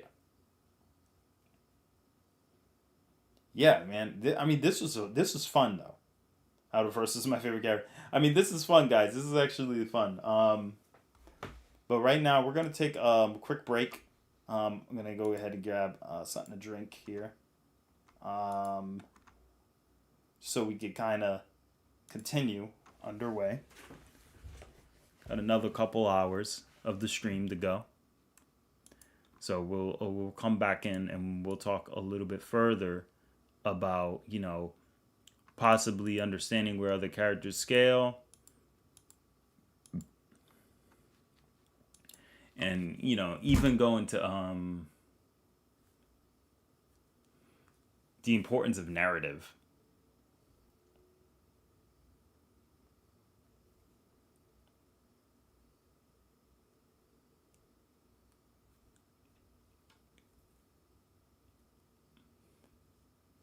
So, yeah, we'll be right back, guys. All right, so next topic.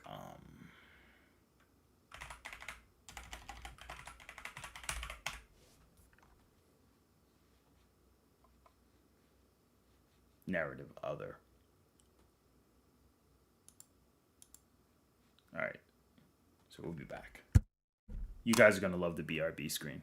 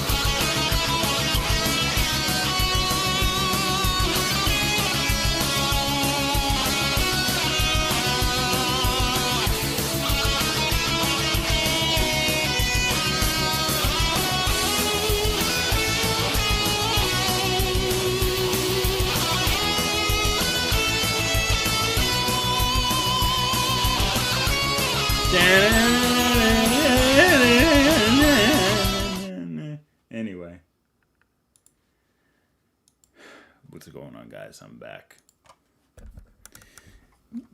Alright, so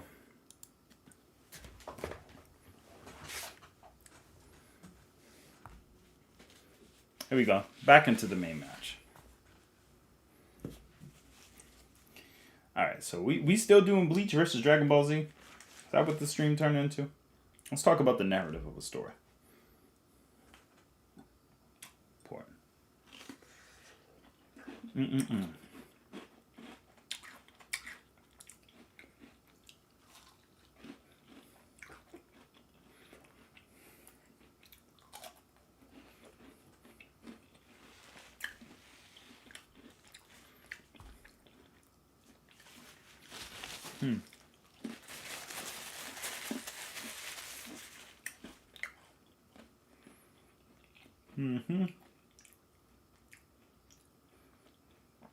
Nope. We're moving on. Narrative. This is something important that Macadamia brought up to me. Well, let's take a look at one series. You want to know one series that's really strong? But they don't have a definitive lore.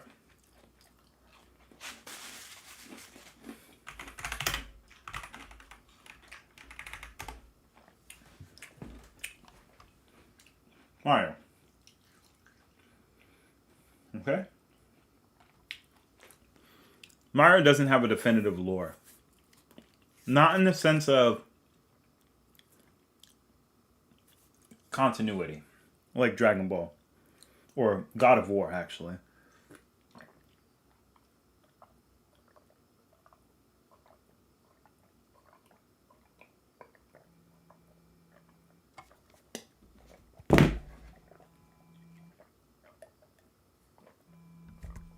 One moment.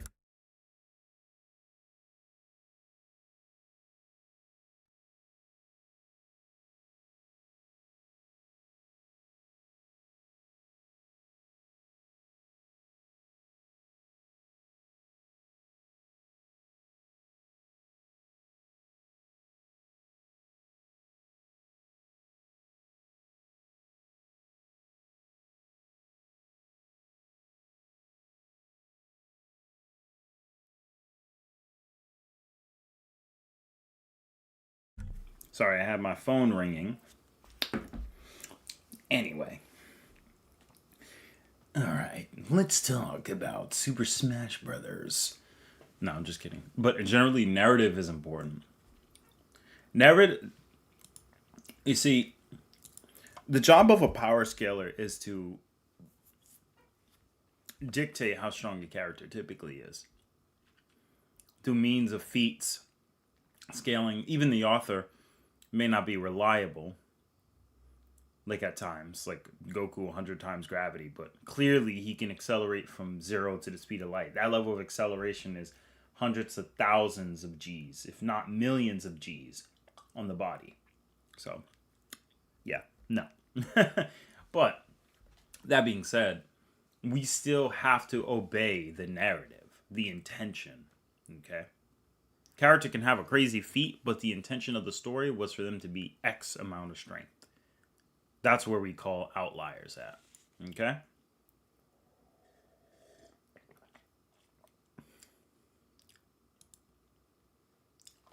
So, let's see.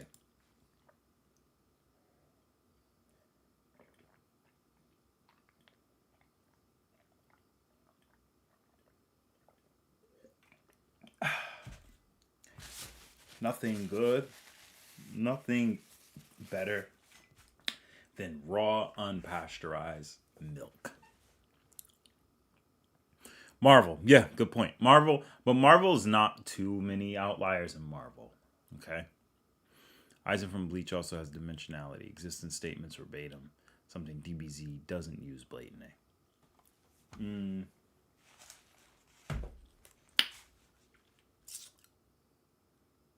Depends.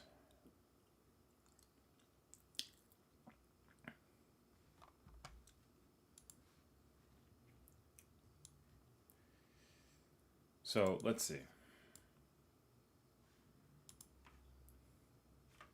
And Roz, asking about the Empress of Time versus Demon King Piccolo is the equivalent of me asking, yo, who would win a fight? Peppa Pig or Kaguya Otsutsuki? Like, come on.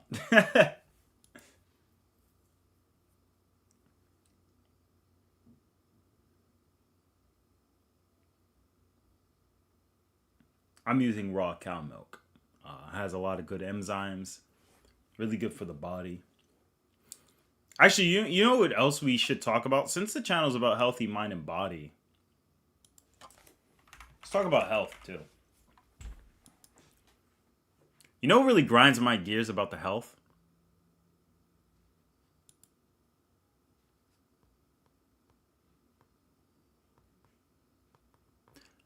What annoys me is that, like, what annoys me about the industry is that there are either vegans who go against meat eating to a point where they take information that's not true and bring it to the forefront to exaggerate it. Sort of like an agenda type of ordeal. And then there's meat eaters who will be like, I went on an all meat eating fast. And I'm like, yeah, there's a scientific reason why that's working out for you, brother. You know, it's like, why can't anyone just accept that there's a middle ground? You know, there's always this whole like, well, eating meat is no, meat is bioavailable. Here's how it works. I'm gonna illustrate it. Here, I'm gonna illustrate it real quick. Here's the illustration. All right. Here's what we're gonna do.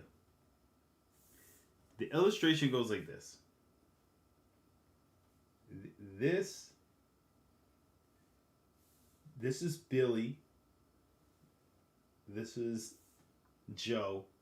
And this is Mike. Okay? So, Billy, Joe, and Mike, okay? Yeah, we're gonna draw these two guys. No, these three guys. Yeah, I'm gonna give a definition that's gonna just break it all down. Cause like straight up, I see this too much.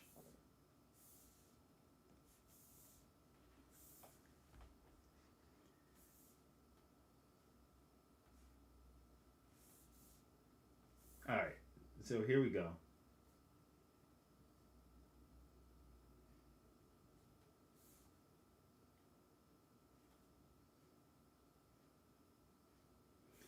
Now, one of them is not going to have a nose because it's poor. So, here's the thing. This is Mike. Mike only eats veggies, okay? Vegan, vegetables. No dairy products or nothing. Okay?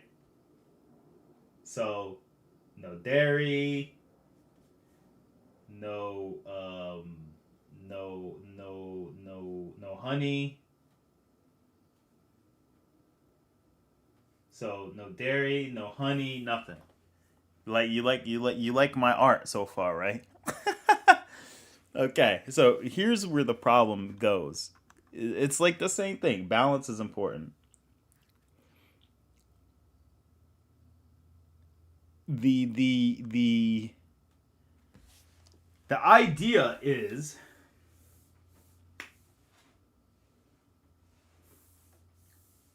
this guy, you know, he's vegan. You know, that's pretty cool. That's good for him. Now, here's the problem. As you've heard, a lot of vegans typically go back to eating meat. And they say, oh, that stuff isn't workable. Like, okay. But then there's something that's missing. There's something.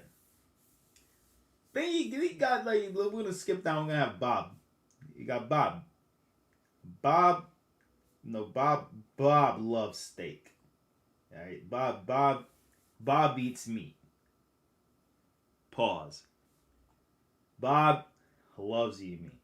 In fact, that's all this guy eats. Okay? He eats meat. He eats like the organ meats, all of that. He eats all of it. And Bob says he's feeling pretty healthy. Okay?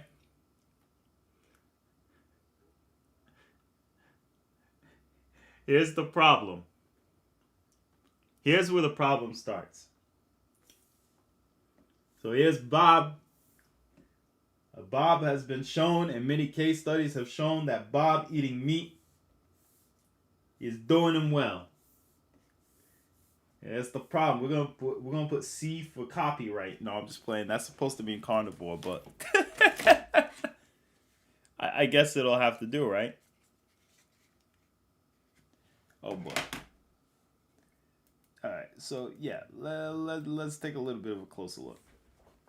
This guy eats meat. Here, now we got Joe. And what does Joe do? Joe incorporates meat, veggies. Oh yeah, and homeboy, he eats. We forgot to include. He eats fruits too. Can't forget the fruits. That looks like a radish when I don't color it in. Yeah, he eats veggies. He eats fruits. It's an orange, or apple, whatever the hell you want it to be. Cool. He also consumes dairy. Yeah, all of that. He consumes honey. Yeah, freaking bees all over the dang hive. He includes eggs. Wow, what a variety. Now, this isn't a Bible stream, but I could make it one if I wanted to. Ready? All right.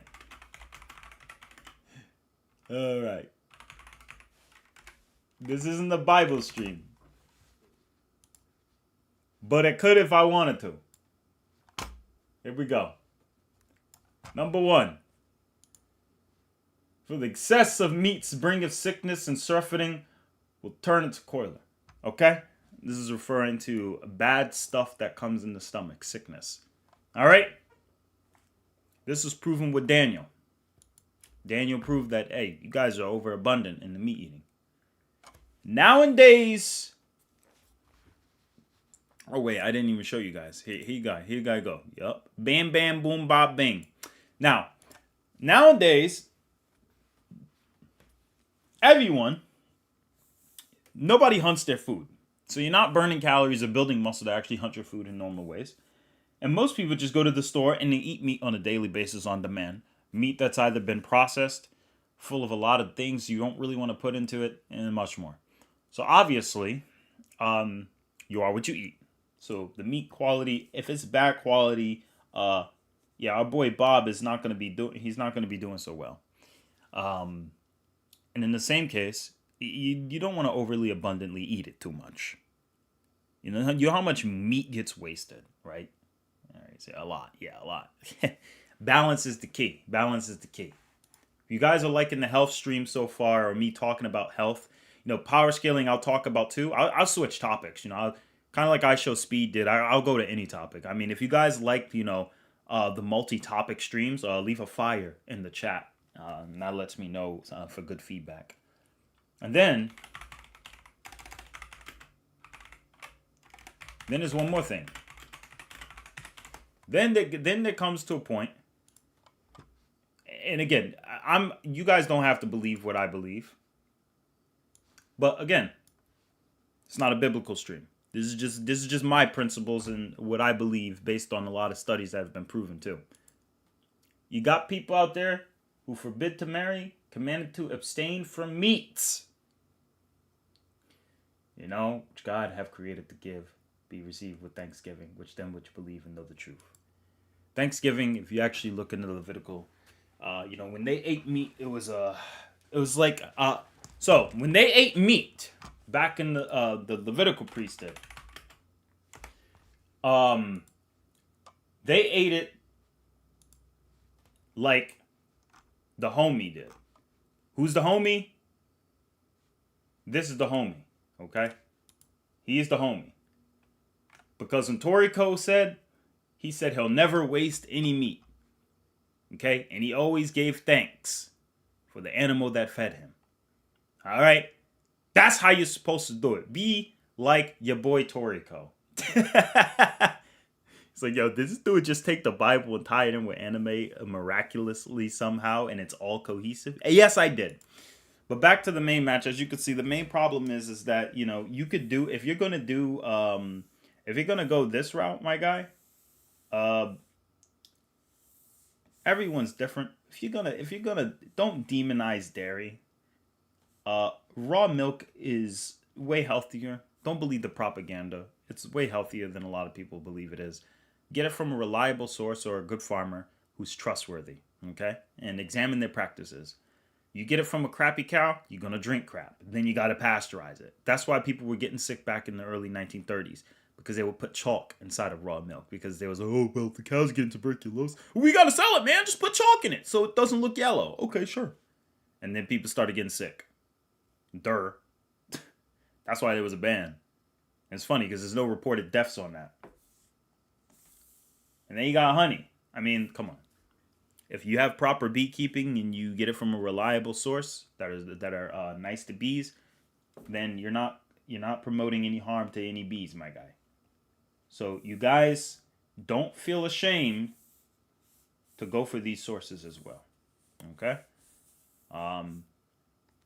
And if you are going to consume anything that's bread related as a vegan, one thing that a lot of vegans underlook is the power of the enzymes. Enzymes are so powerful. Amino acids are so strong. Include enzymes, include sprouts, include grains, and much more. Royal jelly is very good as well. W stream, I appreciate it. All right, take care, Tyler. No, raw milk, I said. But like, yeah, again, just to kind of break the ice on the topic we were talking about. Again, it was brief. But again, I went into this topic because it's good, it's educational, and at the same time, it doesn't go too far into like, you know,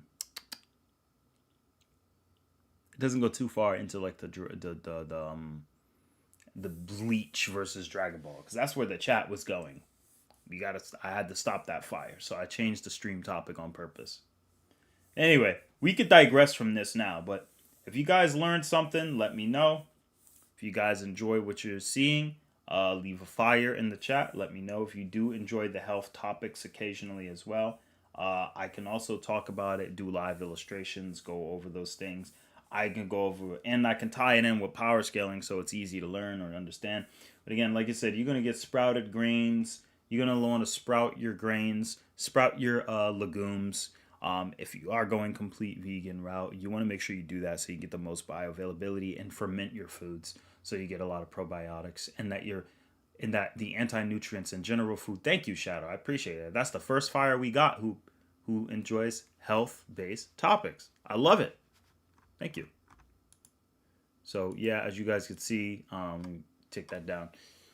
As you guys can see, that was very nice. I was just sad. It's okay. That's why I'm drawing, Macadamia. If your attention span is like that, I draw for you guys. So, but anyway, I hope this all makes sense to you guys. Again, I am just giving you an example of that. So yeah, make sure you include your sprouted veggies, include all that, you know? Like Goku said, work out on your arms and legs and your ki and your durability and your, you know, Goku was an all-rounded fighter. He worked on every single thing. Do the same. Be like Goku. All right? And that's what makes our buddy here so powerful, because he's essentially, when you look at him closely, he's like Goku, right? Oh my god. Yeah, he's like Goku, right? So, yeah. Be like that. Because if you act like I'll only eat meat, then this is what you look like.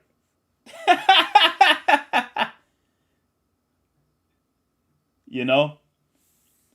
If you say that, I will only eat vegetables and I will not eat other healthy versions of like other foods and stuff. Well, you can do you, man.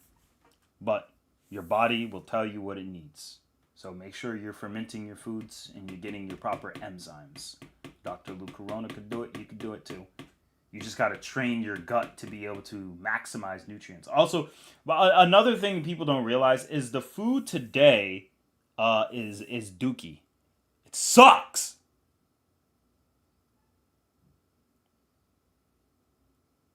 I'll tell you how I'm going to combine them. Here's how we're going to combine them, Wank Detective. Ready? How do we combine power scaling? What is that, an arm or a camel's head?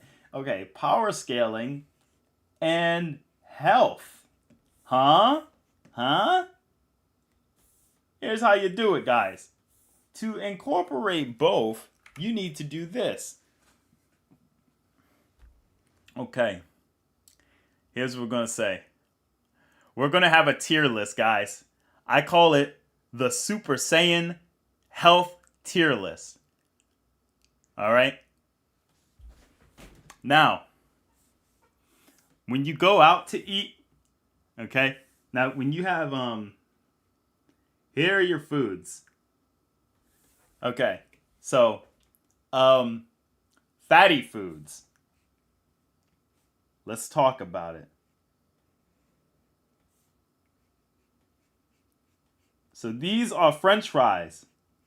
French fries, yeah. You know what the problem is with French fries? They are base form. French fries are base form. Okay? They got nothing going for it. They don't really add to your body. They don't multiply a damn thing. Okay?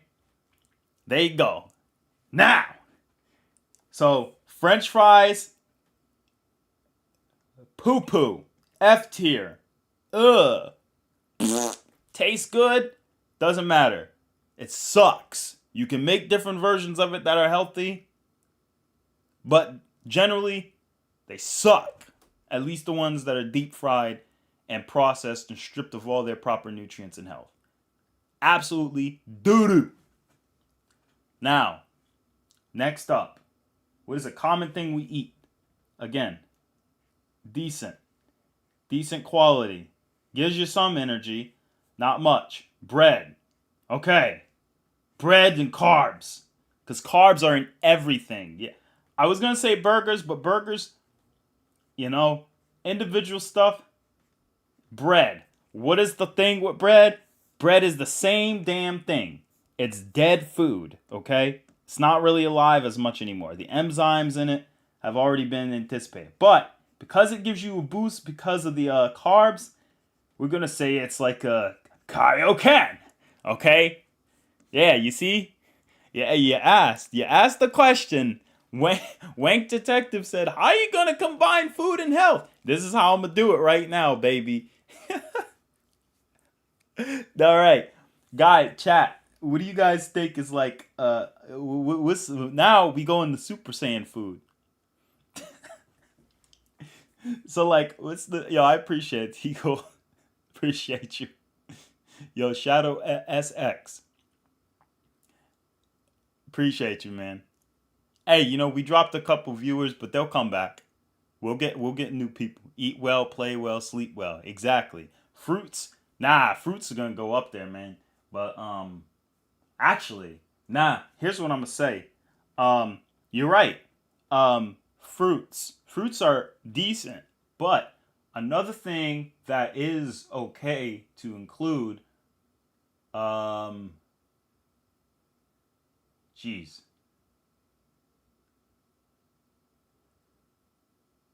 Yeah. You know what? Next thing. Now, here's another thing. Meat. Yeah. Meat. Now, here's the thing about meat, okay? Meat, meat is a Super Saiyan. Okay? Meat is Super Saiyan tier. That's not bad. It's just, it could be better. Because you're still getting protein from meat. Okay? This is grade 1 Super Saiyan. Why is it grade 1? Because grade 1 has drawbacks. So, there are drawbacks. Okay? It's like you go up 5 with protein, but then you come down like 4 and like the negative other things like fats, trans fats, and all that extra things.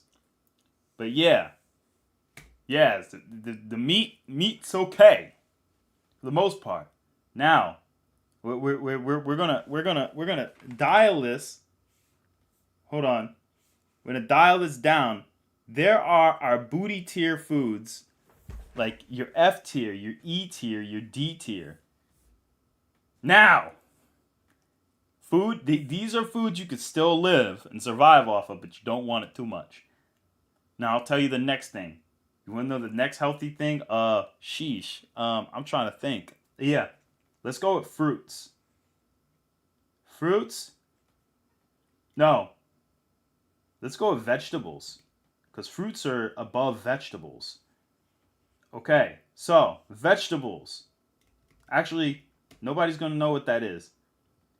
Everyone's going to know what this one is. But no.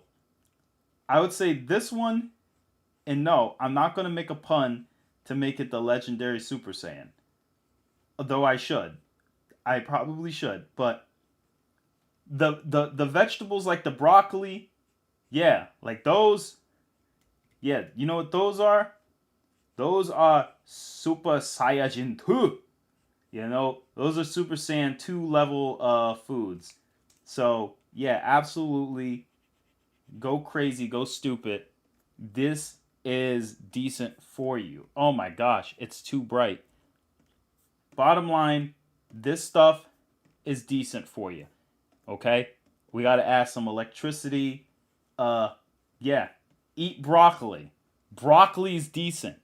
You know, it's a cruciferous vegetable. It's C tier. Now, here's the thing. It could range from C to A tier, but it depends on 2 factors. Number 1, did it come from the year 2025 where all of our soil is absolutely depleted and everything sucks and nobody is efficient at all at growing fruits or vegetables because we don't give it enough love? Yeah! Or is it from the year of 1950 where farmers took their sweet time, gave love and adoration like on some old SpongeBob stuff where they was like love and caring and, you know, they was all nice. You know, about they was all loving to the vegetables. Like you see giving all the like the love and stuff like that. Were they loving like that? And we had something called fulvic acid. Provided a lot of nutrients and upgraded the vegetables. So, you know, vegetables could range into Super Saiyan 2, but vegetables absolutely could go to A tier, where I'll get into next. But B tier, obviously, it's going to be B tier. This is going to surprise people, but you know, B tier is like those things that are like juices, like fruit. We're gonna go into fruit. All right, we're going to use a banana. Why? Because I don't freaking know, man. You know, we use a pineapple. Because it's a pineapple, my guy. And I just drew SpongeBob. So, pineapple, yeah. But the difference is, this pineapple is I bet everyone's laughing their ass off right now who doesn't love chemical vegetables. Yeah, exactly. Because if it's not organic, it's going to have a lot of other ingredients on it. So, it's going to strip away some of the natural nutrients it would normally pick up. That would, you know, and some of those chemicals disrupt their growth process. But obviously, look at that. Oh my gosh, we're Super Saiyan 3. let's freaking go, my guy. I mean, who wouldn't want to be a Super Saiyan 3 powerhouse? And why is that for fruits? Because fruits still carry a lot of nutrients in them in comparison to vegetables. Why? Because vegetables have something called anti-nutrients. Now, why anti-nutrients? Here's the thing. Anti-nutrients could be like oxalates and phytates and such, phthalates. Those things, sorry, I'm just going off the top of my head. Those things could absolutely be like broken down by your body if you have the proper gut health. If you don't have the proper gut health, which a lot of us don't because we eat processed carbs that take a load on our pancreas and overwork it, which is why a lot of people have diabetes and other issues, then yes, you're gonna have, you know, the anti-nutrients gonna jack you the hell up. That's why people get bloated and feel crappy. However, there are a couple techniques you can use known as hormesis. You can utilize hormesis to your advantage if you want to really take advantage of this food. So steaming some of your vegetables, low heat steaming some of your vegetables are actually going to be more optimal. Do not boil them in water because vitamin C is water soluble and you don't want all the good vitamins being driven into the water and then to the point it damages it. A nice steam at low temperature is enough to activate the vegetable into thinking, oh wait, I must be in a digestive system. I better let out all my ki, aka anti-nutrients, but you know, we're transferring it to power scaling. So it powers up, and then it's drained out, and it's like, okay, I gave out all my energy, and then it's like, all right, good. Now you're open and available to eat, and you still get a good majority of the nutrients without losing it through a steaming process. So there you have it. So there you have it, my friend. Even if it was legit, I wouldn't want people to see me talking to water. Yes, talk to your water, my guy. Who cares what people think? Do you think any Muslim cares when somebody's looking at them in public and they say, Bismillah, and they drink their water? Okay? Bismillah. And they drink their water. That's a good thing. Be grateful for everything you take because gratitude has scientifically been proven to have biochemical responders overall. It's underlooked because most scientists, whenever something comes into mainstream science that is hard to explain, they usually just like say, oh, well, we can't use that, man. We can't. So then, you know, you don't want that. So, yeah. Not trying to, gonna. You're trying to live forever. There you go. That's what I'm talking about. Now, where do we go next? Okay. So we talked about the high tiers, you know, the big boys, and the big boys are the fruits and vegetables. They're like they're up there. Now, where do we get to the A+ tier? This is where things get good. A+ tier comes from slow grown or grass fed or pasture raised. Okay? So rather it's pasture raised meat. Okay? You keep asking, why is he drawing the T-bone ribeye? Because those are one of my favorite cuts.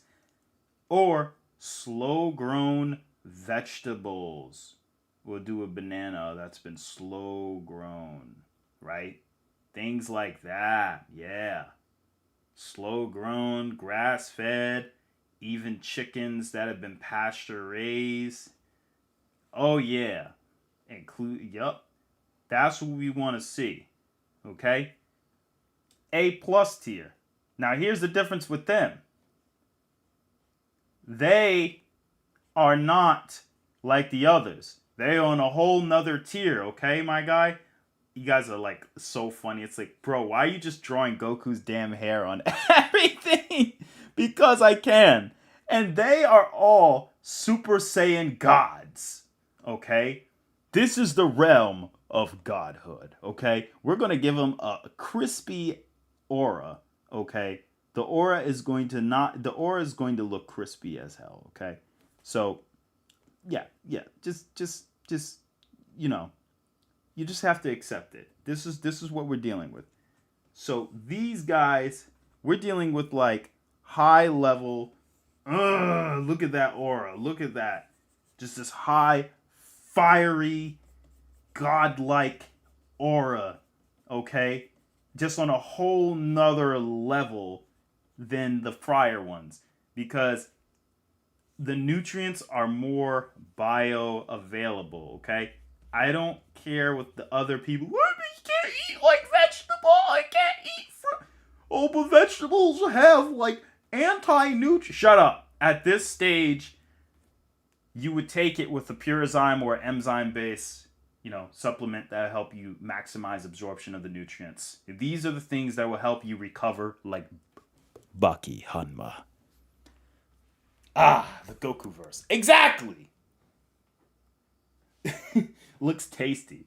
So these are your gods of food. Okay?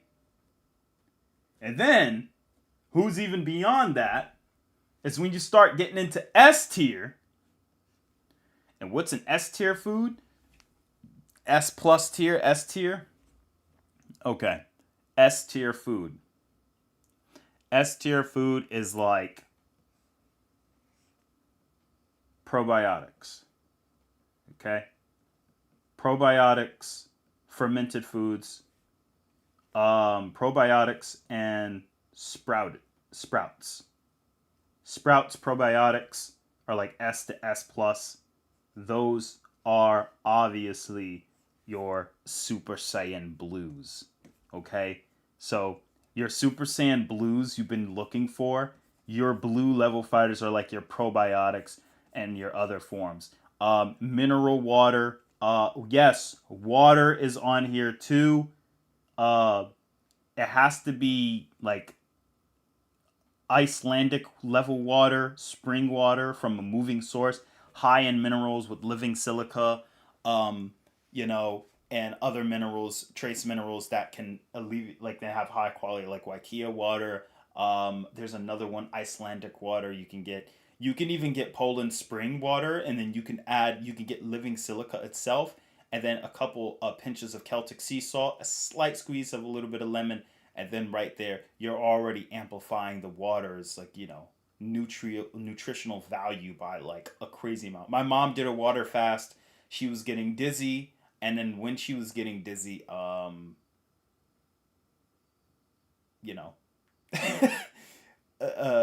as she was getting, dizzy, she decided that, hey, I'm gonna I told her, get a handful of like Celtic sea salt. I gave her Celtic sea salt. She took some of that, and she said she felt better instantly. So again, sodium is really good. Celtic sea salt. The S tiers are like the high end stuff. Okay, probiotics, fermented foods, etc. Okay.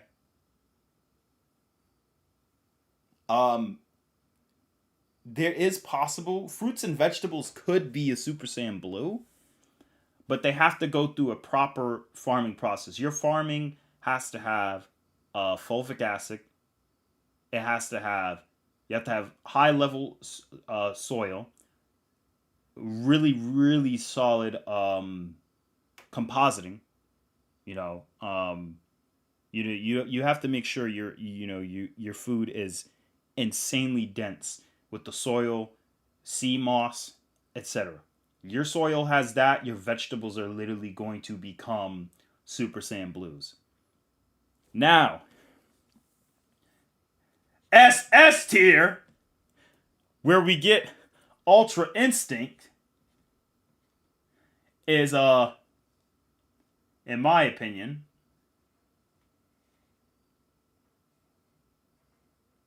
if it's from a grass-fed, loved cow, raw milk,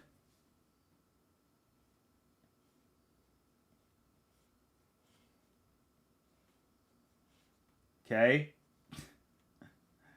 and Manuka honey, bro.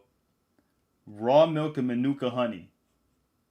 These are the I'm gonna say these are the Ultra Instinct signs. Okay? These are foods that are extremely expensive or banned in certain areas.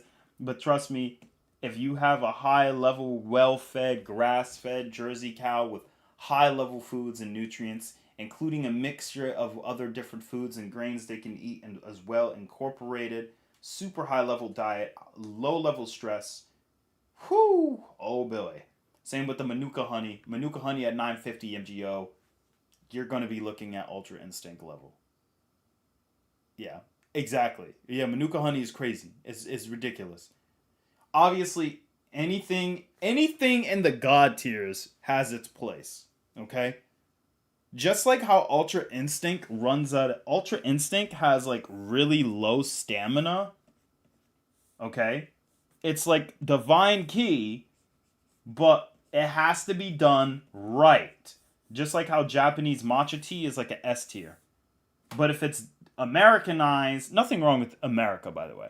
But if it's like America, it's just the Americanized versions typically don't have the same work ethic as like other areas. Because it's all about get food out fast, fast, fast so I can make me money.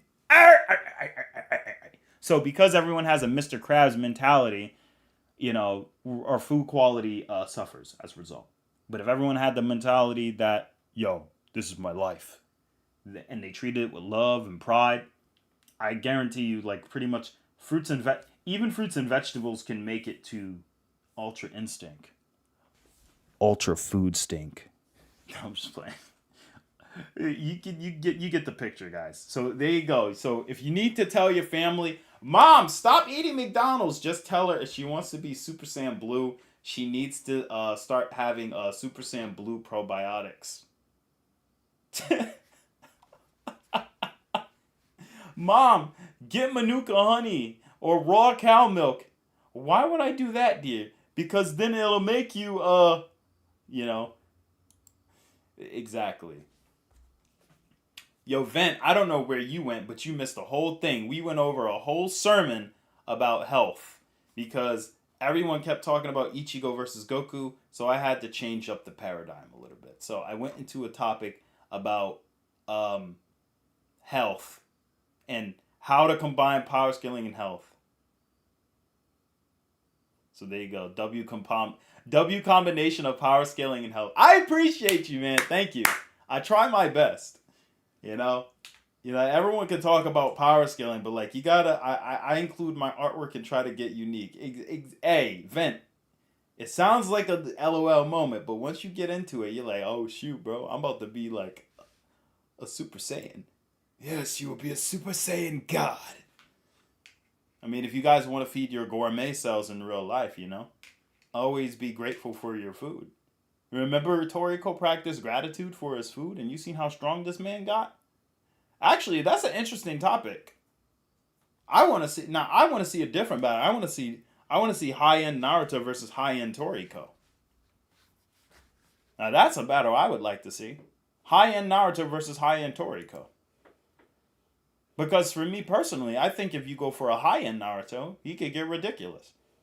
Because the whole like destroying dimension Kaguya, you know, Kaguya crypt walking and all that stuff, and you know, I guess you guys get all of it. Like the bottom line is, you know, Naruto can, if you high end, like Naruto, you can high end. By the way, and by the way, we're off of the health topic. We're moving back. You guys are like, oh my god, Atari, you jumping topic to topic. Yes, because I can keep up. Now anyway, Kaguya is a little bit of a different case because with her you can like, oh boy, like with her you could do a lot of crazy stuff with her. I mean, with her scaling, I mean, yeah, everything is alive, 100%. T-Call W right there, W in the chat for T-Call right there. That statement right there. All right, yeah, that's good. I'm really glad, good quality content. I'm glad you learned something as well. But yeah, we're gonna get back to the other different types of power scaling. Like one of the power scaling aspects was narrative, but I think another thing is like I'm gonna do this interpretation. This is another eye-opening topic to talk about. Interpretation is really important because what it does is it gives us the incentive to think differently, to get different results, you know? And I think this is very important. Here's an example of why. So I want to talk a little bit about, like, let's go back to Naruto real quick. So let's talk about, Kaguya or Tsutsuki. Kaguya, right? So you got your girl Kaguya. You know, she's we're gonna give an example. We got Kaguya, right? She's like excited, she's happy. She's like, yatta. You know, she's amped up. You know, she's having a good time. She was, you know, whatever. You got Kaguya, and the main thing is she has performed feats where it's like, I took the energy from the earth, okay, sucked it up, pause, I don't like that sound I just made, and then said, I'm going to make my own bigger place with a planet, a star. Oh, actually, hold on. With the planet, here's the planet, a star, and a moon. With another moon.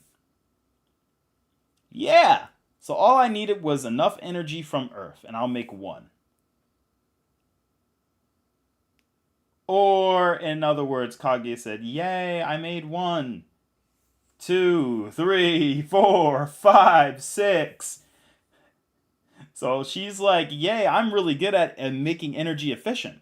Now, here's the thing where I say in the higher end for Naruto, you can't really say this is an outlier. Well, why not? Because if we said this was an outlier, we would be undermining one baboon who was also taking... Because he was like, oh, but she only took energy from a planet. So that means that, like, no. There was one baboon who was known to do this. And you know what, chat? I'm going to draw him. And chat, guess who I'm drawing? We're going to name somebody else who took energy from a planet and could do even more crazier destructive yields. Let's see if you guys know who this is.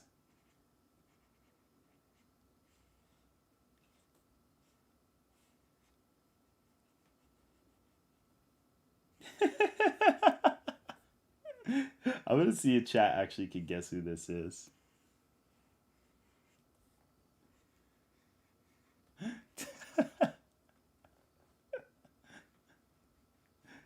I'm surprised that, oh, nobody ain't guessed yet. Okay. This character I drew right here has also taken energy from a planet-sized structure and has gotten astronomically, exponentially stronger. If you guys can guess who he is, I might give someone a cookie. So, who is this guy?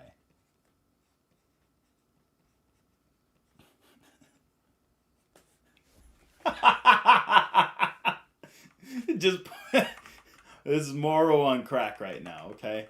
He been this is okay. So yeah, as you guys can see, this is Moro. And this is right here why this is an important part. Because again, Moro took a little bit of energy. Now, fire's in the chat. Who agrees? Moro took a tiny bit of energy from a planet and became hundreds of times stronger. So we can't say that Kaguya doesn't have the same ability where she could take chakra from a planet and then create a dimension off of it. Should we deny her that ability? I don't think we should.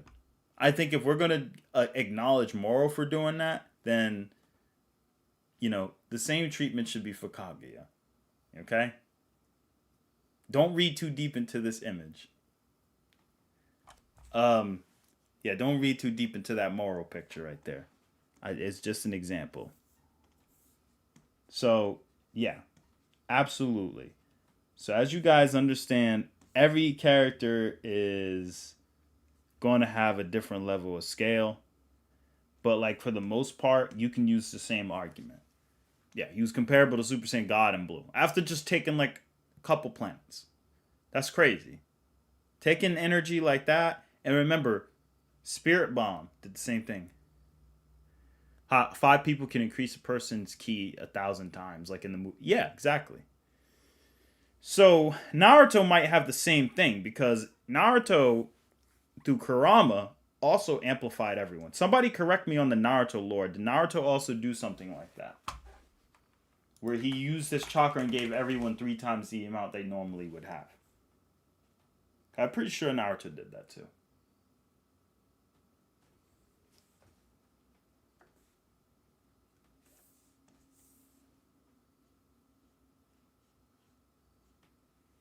So, yeah. Anyway, you guys get the point. So, depending on where you guys want to go about it, there could be a lot of ways you could scale this. But it all really comes down to what you are looking at for the most part. So, me, I don't downplay Naruto. I just consider most mid-end scales a high-end. Because my mid-end Naruto, I personally think he would be solidly star level.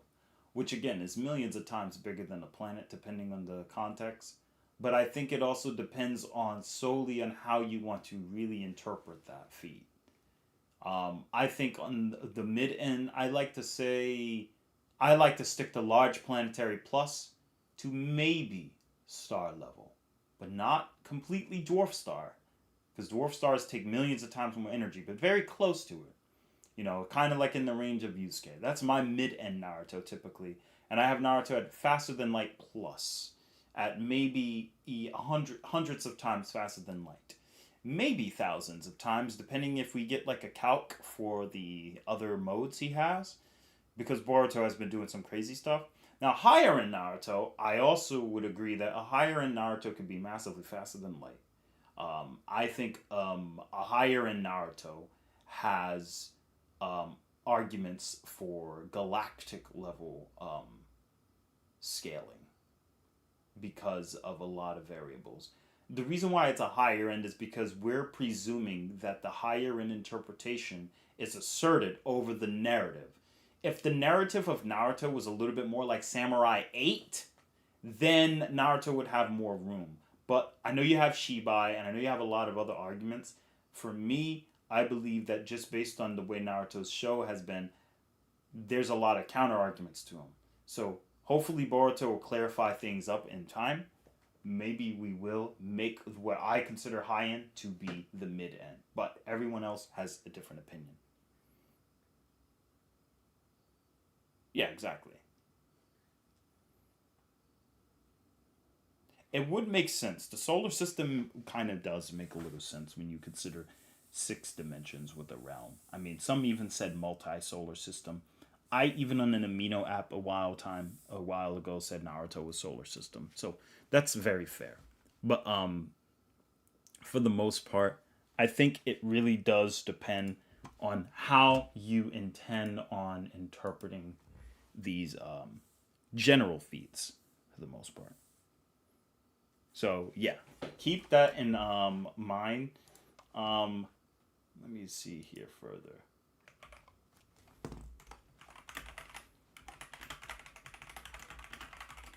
right, let's see. So yeah, so interpretation is important. You can get many different ways you can interpret a feat. Okay?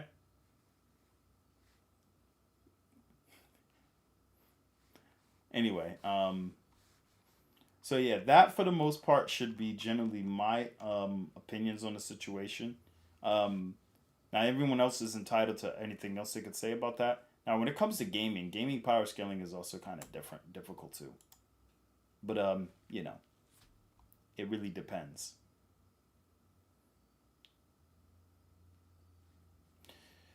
Well, I mean, it depends. The Momoshiki had Red Nebula in the background, which doesn't insinuate he created a galaxy, but does insinuate he created a nebula, a degree of stars, which could easily surpass into hundreds of thousands of stars. So if you want to go in that case, you could say massively multi-solar system level, which is incredible. You know, massively multi-solar system level is insane. You know, and depending on your interpretation, you know, the whole galactic nebula with Cell Saga, some can even argue Momoshiki is scalable to Cell Saga. If we go with the very if we go with the very conservative manga only scaling for Dragon Ball and don't consider anything from the anime or other interviews in the content and the continuity, you can make an argument to kind of get them around the same counterpoints and say like, hey, Momoshiki could fight Cell Saga. Assuming you don't go with Universal Cell and you just say, well, Galactic Nebula of the solar system, you could probably argue Momoshiki could fight Super Perfect Cell, which is a very interesting take. I've seen that argument for the most part. Kratos versus Asura Death Battle and Flames Left Behind. Really? How did that death battle go? That's interesting. Has Momoshiki gotten stronger? That's the real question. Because that's the thing. Whew. The Karma Seal is going to be a big factor into that too. But yeah, why do I have this on screen? It just hit me. What the hell?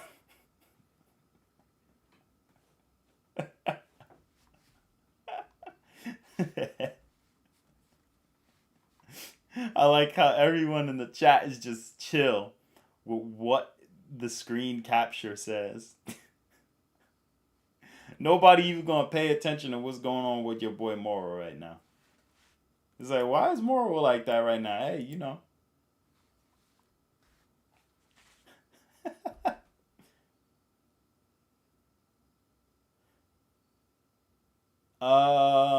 What I would say Wank Detective is I would say Cell has super faster, you know, Cell has insane speed. Kagi has also crossed stellar distances, though she used it by manipulating space-time. That doesn't mean Momoshiki can't do similar things. If you said speed and stats equalize in a versus battle, I think Cell could eventually win because of the Saiyan cells, but I don't think Momoshiki would be stranger to also adapting. Because I think what a lot of people think is because the way Naruto is written, we usually assume that characters don't get stronger. No, Naruto characters also, kind of like DBZ, not at the same level as DBC, but Naruto characters do get stronger as their battle insinuates. That has been proven. Naruto characters do get stronger as their battle goes. You know.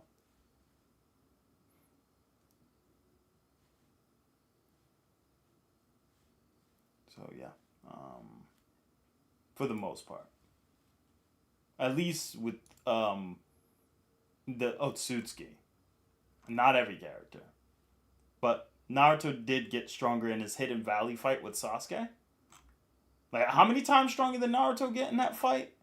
And Sasuke, you can't just say it's just Naruto because Sasuke got stronger too. So.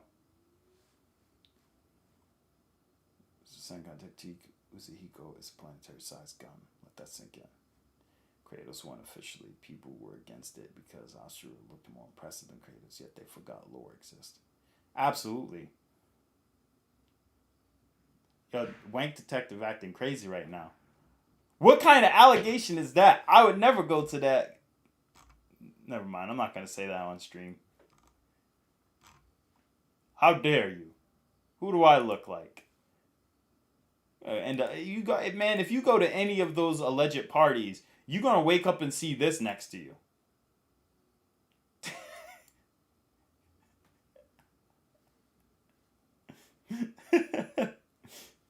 Gonna wake up and see the Reaper Death Seal just like, hey, what's up, bro? Like, I'm good, bro. I'm good.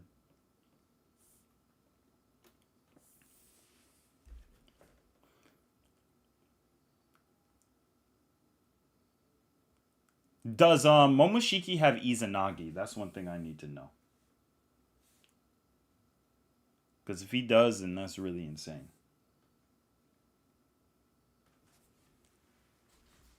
I was gonna make a joke, but YouTube might ban me. Yeah, don't do it. Don't do it. Don't do it. Don't do it. Don't do it. That would be funny though.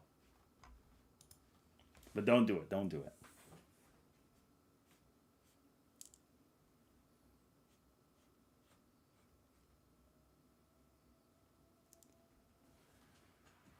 You know. But yeah.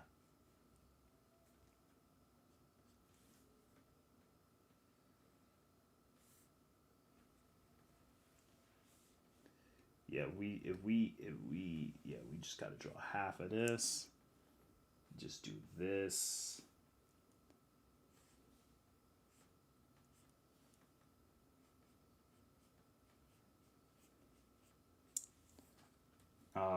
Yeah, I mean, a lot of people, but Roz brought this up earlier. I mean, Haku being faster than light speed is like objective. It's not something completely new.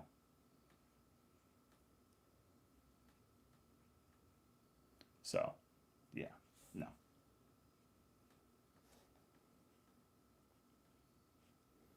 So yeah, that much we know. So, Tico's like, what should I eat?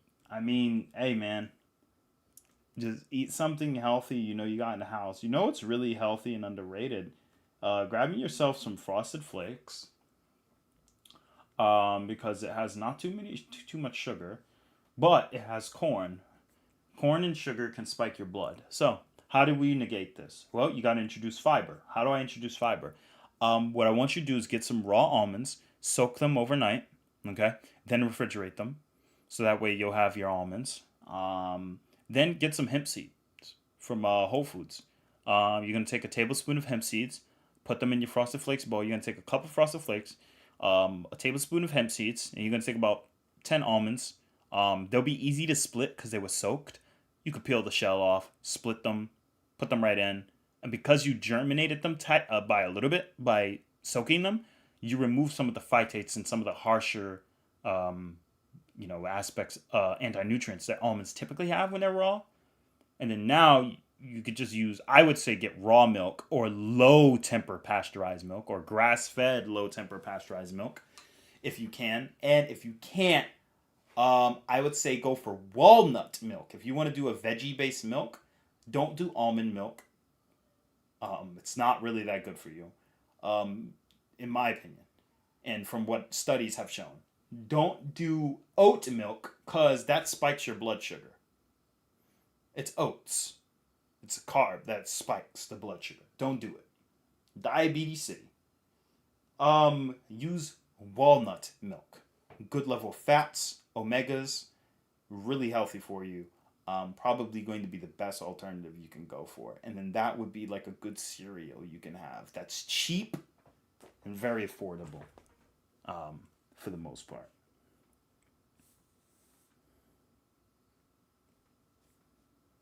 So, that would be my take on the matter.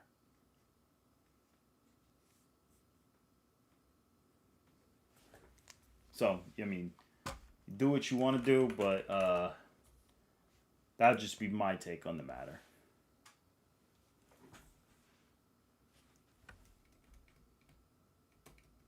So what are we going to do? We're going to do this.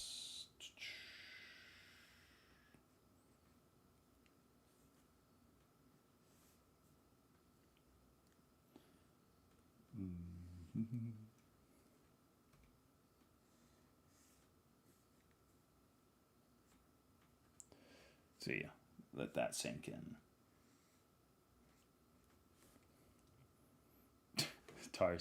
Almond soaked hemp seeds, flakes, cool. Hey man, I appreciate it, man. Yeah, Anything that helps, you know. But you gotta like ensure that you're getting like decent quality. Don't overspend either. Some stores just market things because they know you're going to a health store.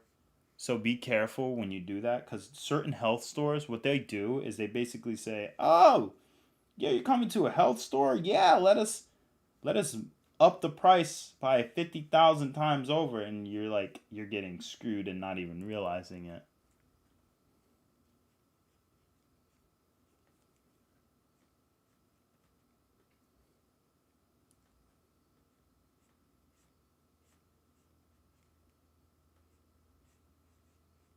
So, yeah, be careful with that.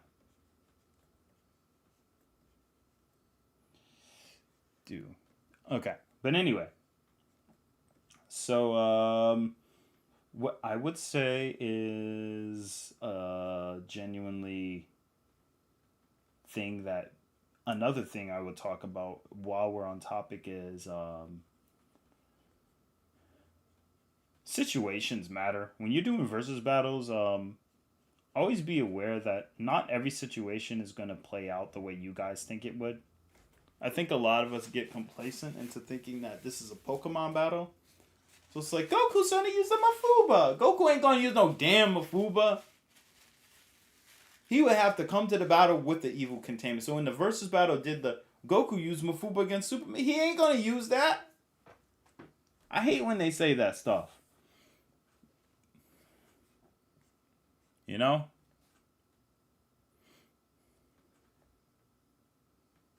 So again,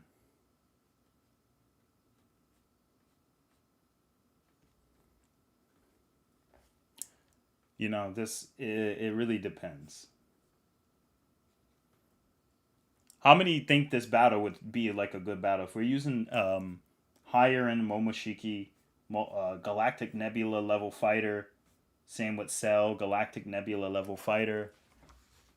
How many of you guys think it would be like a goated battle to watch it like take place? I think it would. I think it would be goated.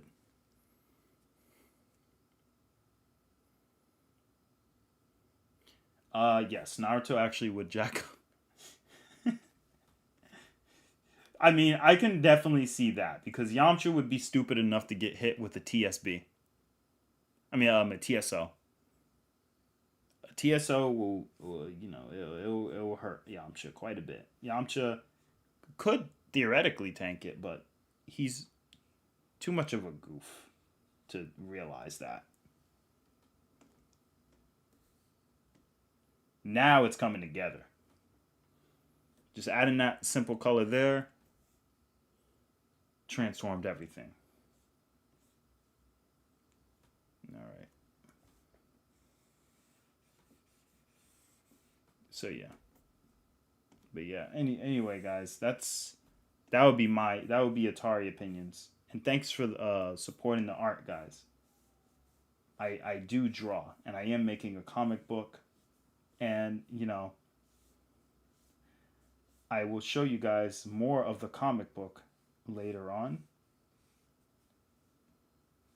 If anyone is down to support the Atari comic book, I will let you guys know. The comic book is released. It is called Evive, Son of Levi. So yeah.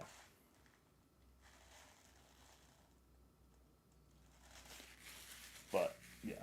The thing is, who will make this battle interesting is that both of these characters... Wait a minute, is Momoshiki immortal? I think he is, right? I don't remember. Somebody correct me on that. I think he's immortal.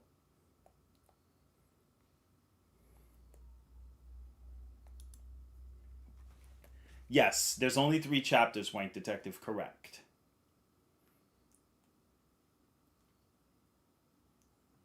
Only 3 chapters. However, while I was on hiatus, I have now in plan hundreds of chapters. Not that have been drawn out, but I have a lot. Okay? Karma Ghost Immortal, not a real mortal. Like, unlikable, though. Okay. But that's still important. You know. So, that being said, the reason I asked that is because that also plays a variable into the battle. So, yeah.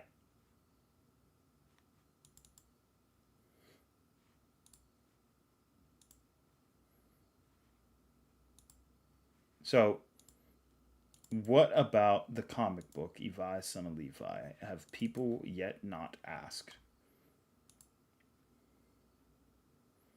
Well, for starters, here's an image from the official upcoming chapter. This is a spoiler alert.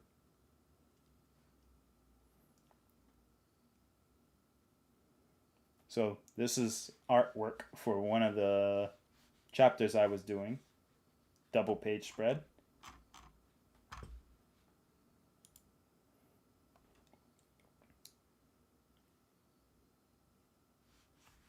You've been waiting on this comic. Thank you, Macadamia. Thank you, good quality content. I appreciate that. I'm glad you guys are waiting.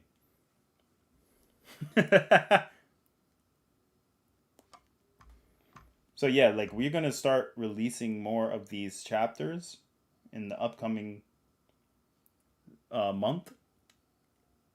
And then things will fall together well. Hey, you make your own series and art on Instagram. Your MC solo is my MC. Hey, I wouldn't blame you. I mean, where my main character is in the story right now, even I could beat him.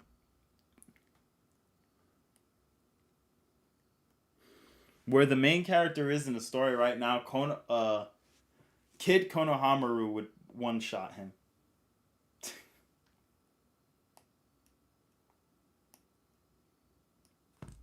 No, my character would not stand a chance against Goku. Evive would not stand a lick of a chance against Son Goku. He wouldn't beat Goku. He wouldn't beat... The main character here can't even beat Isabelle from Animal Crossing. No, I'm serious. He can't. He can't even beat Isabelle. Where he is right now in the story, he can't even beat Isabelle.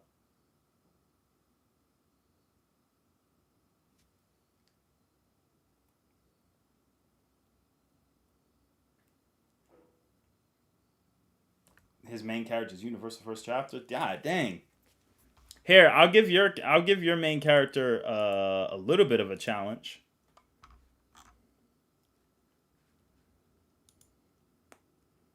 Let me see if I can find him a little bit of a challenge.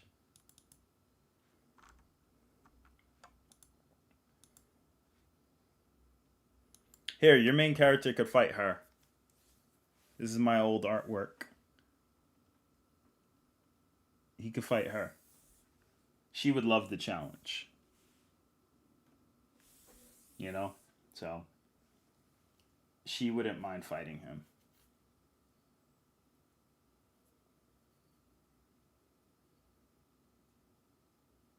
Roz will destroy the world. Oh my gosh. Imaginary speed metrics beat too many fictional characters. I don't know how strong she is. You tell me. Nah, I'm just playing. You want to see how strong she is?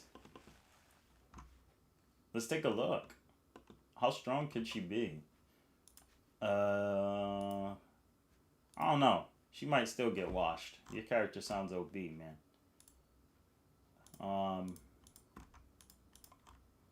Let's take a look.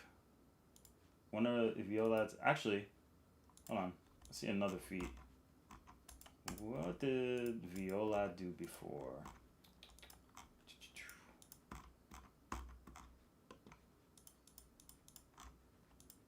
Yeah.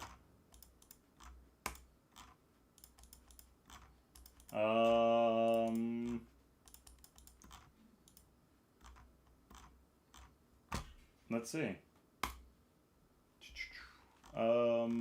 Maybe it's up here. Oh, here it is. All right, there we go. Yeah, let's read. As the fight proceeded between the two women, Viola, Cobra killers like you never. Oh wait, hold on, I didn't. As the fight proceeded between the two women, Viola said, "Cobra killers like you never sat with me." Sangre stared coldly. You removed that boy from the star system. You plan on going all out, don't you, Monad's ex? Or maybe it's because that white-haired boy would have died from the methane gases on this green giant. You certainly know how to piss a Lefeshian off. It's none of your damn business, minstrel witch. Sangre was shocked, a bit in irritation with the insult said to her. I'll turn your blood into a fountain so that you'll never die from loss of blood and suffer for eternity. A white aura surrounds Sangre with blood-like particles forming. This is my trump card, white blood cell. Honestly, I don't want to go exert such power because this planet parallels the Centurion AB, being tenfold larger than Jupiter, and such an explosion may wipe out more than I'd want. Obviously, then the next thing that happens... the woman caused an Earth-side explosion, a shockwave that's felt through several star systems, causing major cracks within the large star.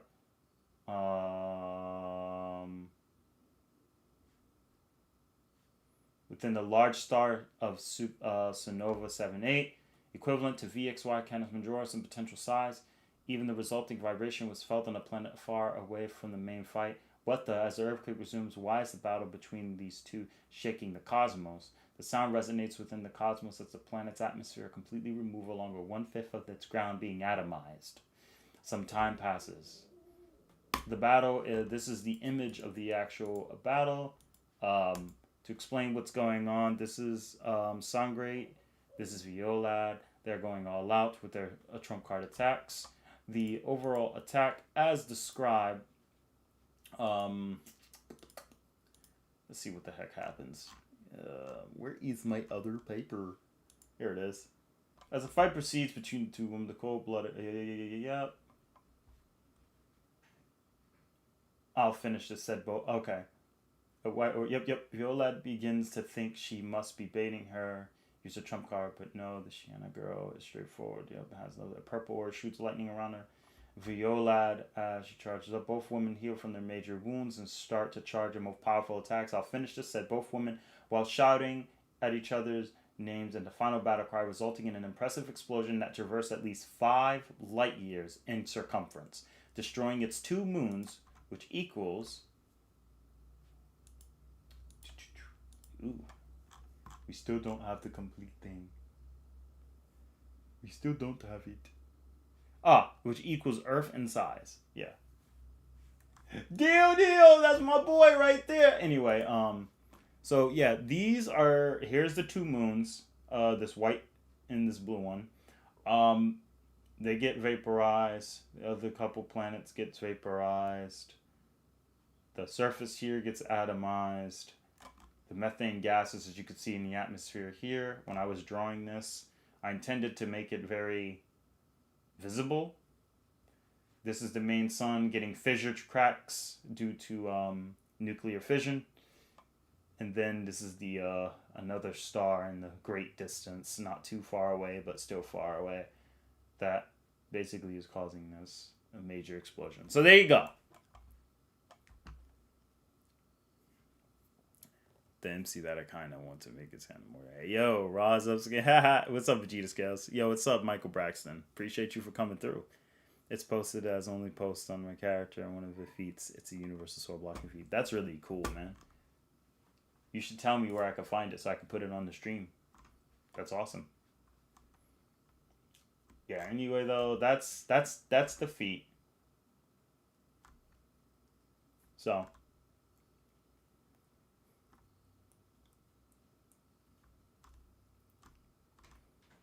Jeez. All these Yu Yu Hakusho. Yeah, this is my face when people say Ramiro Tempest is only planet level. I'm like, are you lost your dang mind?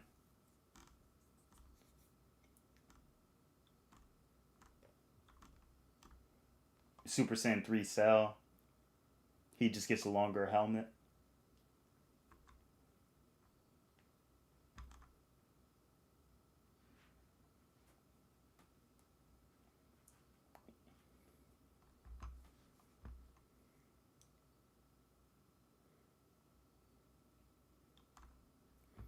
All right. So anyway, guys, there you go. That's pretty much, that's that.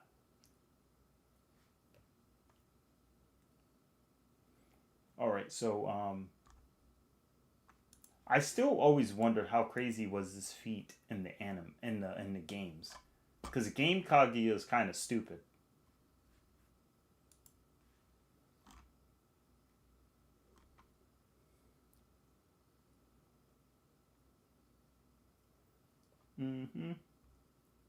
Game Kaguya is kind of stupid.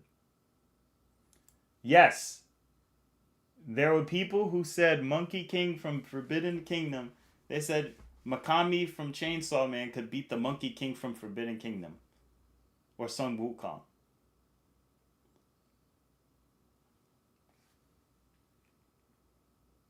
Oh boy. I got some links and scans I might like to share. Sure. We could get back to Coolix and Mario.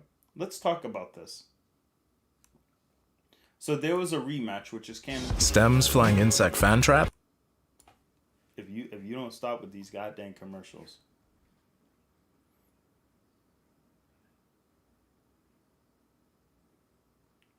I can't be too loud, everyone.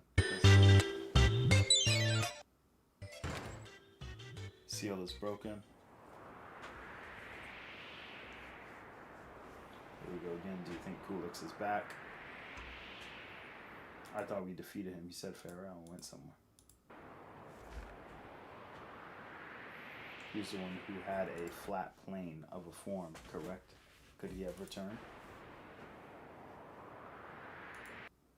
We reached levels of baboonery we've never reached before.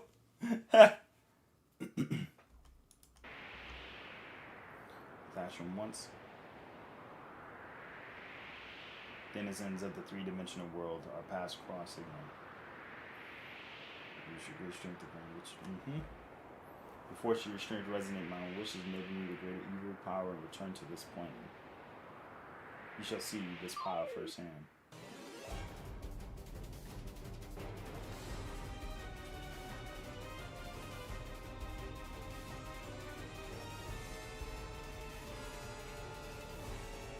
Feast your eyes.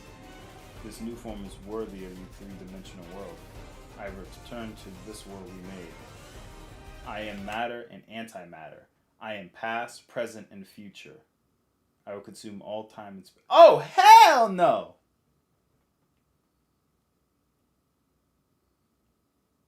What? Do you guys realize how broken that is? Coolix said, I am matter and antimatter. I am past, present, and future. I will consume all time and space. This is impressive for numerous reasons. Let's go over it. Okay? We got to go over the reasons.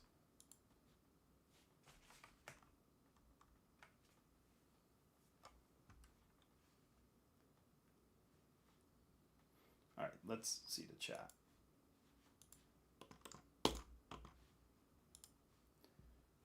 Goku victim. It's definitely broken. He's a victim to my character, not gonna lie. Yeah, this is Mario. Hey guys, enough with the Goku and stuff. Like, let's give credit where credit is due. Cause the fact that a Mario game has a statement this clear as day is almost as crazy as this is like as impressive and as crazy as Moro at the Diddy po. I mean, anyway, the bottom line is the fact that there's a feat that says that is crazy.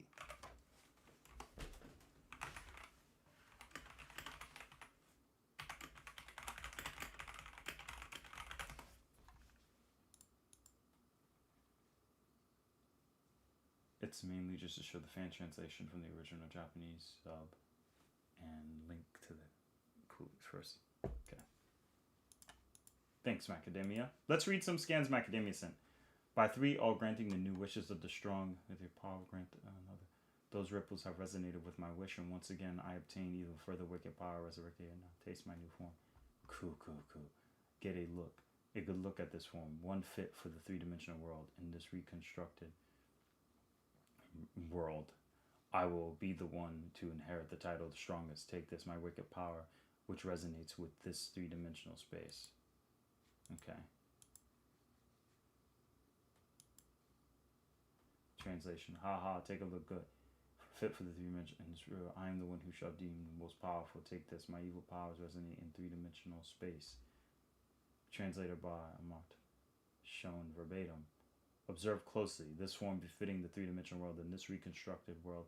Indeed, I am the one who inherits the title of the strongest. Take this. The power, the evil power that resonates with the three-dimensional space. Interesting.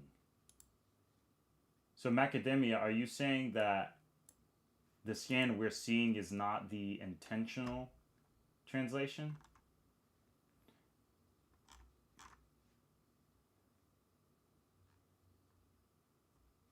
So Englet, I am formed with supreme power. None of this. I am matter. I am antimatter. I can see your past. I can see your future. I consume time, and I will consume you. I realize my strength come forth across time from this world, beginning to end. I am the inheritor of the ultimate too. Perhaps in another time, another game, we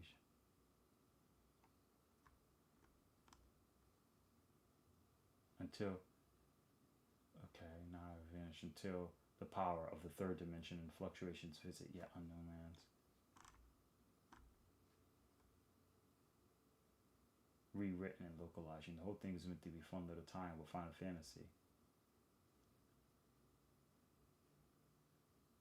Interesting. So, American Mario is broken.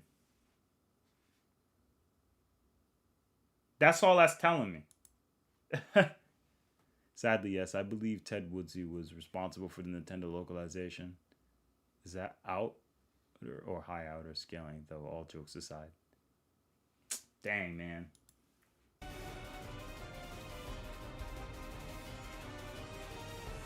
Now I refresh.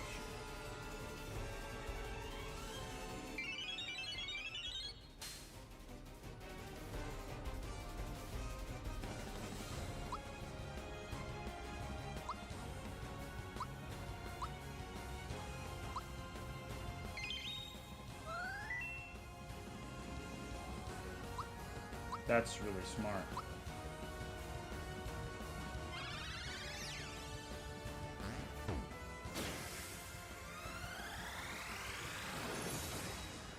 Did he just send a star at Coolix?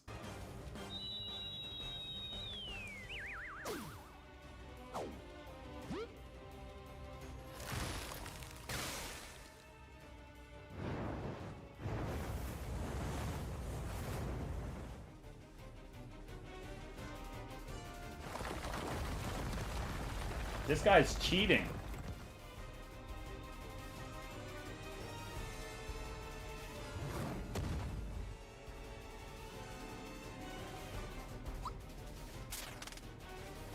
That's insane. You know, regardless of the situation, American Mario is insanely strong. Because if he's matter and antimatter, if we go by that, he would be part of baryonic matter, which is matter and antimatter. So he would have annihilation control. So he'd literally be a walking Hakai. And if he's omnitemporal, then he's 5D. Okay? So even if he doesn't destroy a universe straight out, to have matter and antimatter control in the context of the American version, he would easily be a fifth dimensional type of beast, which is crazy. This is game, by the way. Man, oh man. Mario got some impressive feats. To fight someone like this is crazy.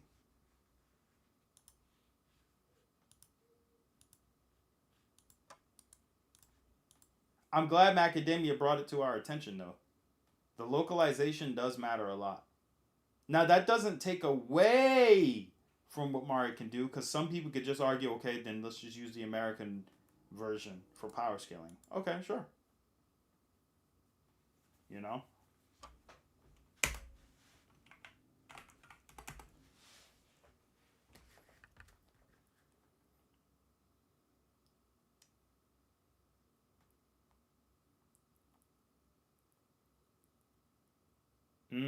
Very good point. Yeah, Kulix is still extremely powerful.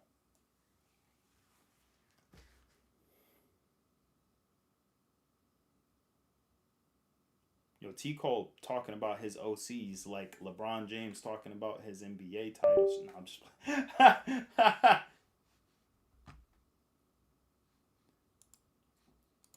But, yeah, I'd say that's pretty much gonna do it, though. But this overall was a really good stream. I know the stream was set to end at 10 p.m. But I am going to have to cut it a little bit shorter than anticipated. Let me check out what quality put in the animation though first before we go. And then we will be concluding. We will adjourn.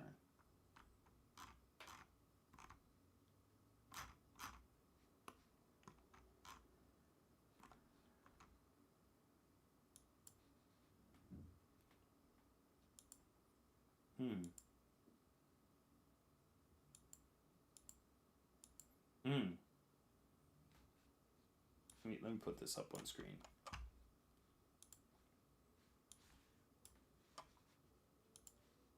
Okay.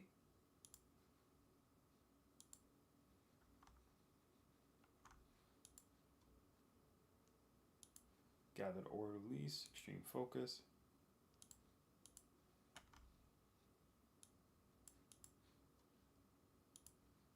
State of selflessness. The opposite of ultra instinct. Just how cold turns its diamonds. Exposed. That's crazy. Out of that, no one else can recklessly even. One can only observe the scene. The aura that is focused at a small point changes into something else. A fifth dimensional energy exceeding aura.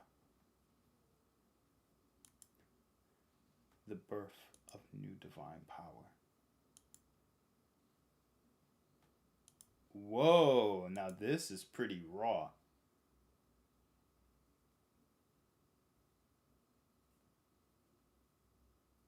A human that became closer to a god with his own power. That's pretty dang cool.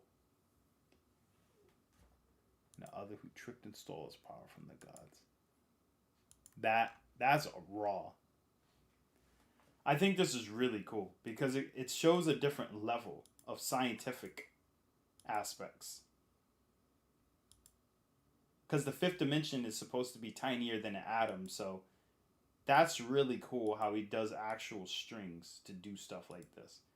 And how it's fifth dimensional in nature, which means he's not going around destroying entire 5D structures, but it shows that if he were to fight Mr. Mixio-Piccolic in a fifth dimension, even though you guys know what I said earlier about that, but just that hypothetically, if we go by baseline, even if you're a fifth dimensional creature like the Ryun people and Yumi Neko, or like Hanyu, he would still be able to physically hit her or hurt her because he's using power that's on that axis.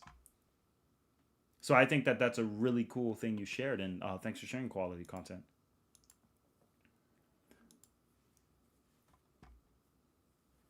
Deathbed? What? See, I gotta be quiet because, see, I'm getting too loud. That's sick. Yeah, let me give the Discord link for people.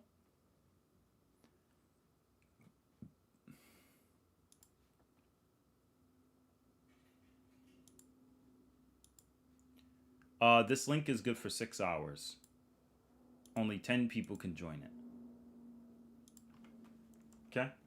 So, there it is. In chat. So you guys should be able to use it. That being said, guys, I think we will adjourn from this point on. And I want to thank everyone who came through the stream today. Thanks to T. Cole for coming up with different topics like the Naruto, giving out levels of education, opening up new different discussions. Macadamia coming through with some interesting insight on the Mario scaling. Wank Detective coming by, and everyone else. Michael Braxton, Vegeta Scales, Roz, and DFR, and quality content. Appreciate you guys for coming through and supporting the stream as always. Just your views alone is enough. So with that being the case, I will see you guys, and we're hoping we could see each other on, if not Wednesday, I'm hoping to see you guys another Friday. So we'll go ahead and adjourn from here, and I hope everyone else has a wonderful day. This is Atari HMB, and I'm signing off. Good night, everyone. Peace. Oh my God, that's the wrong screen.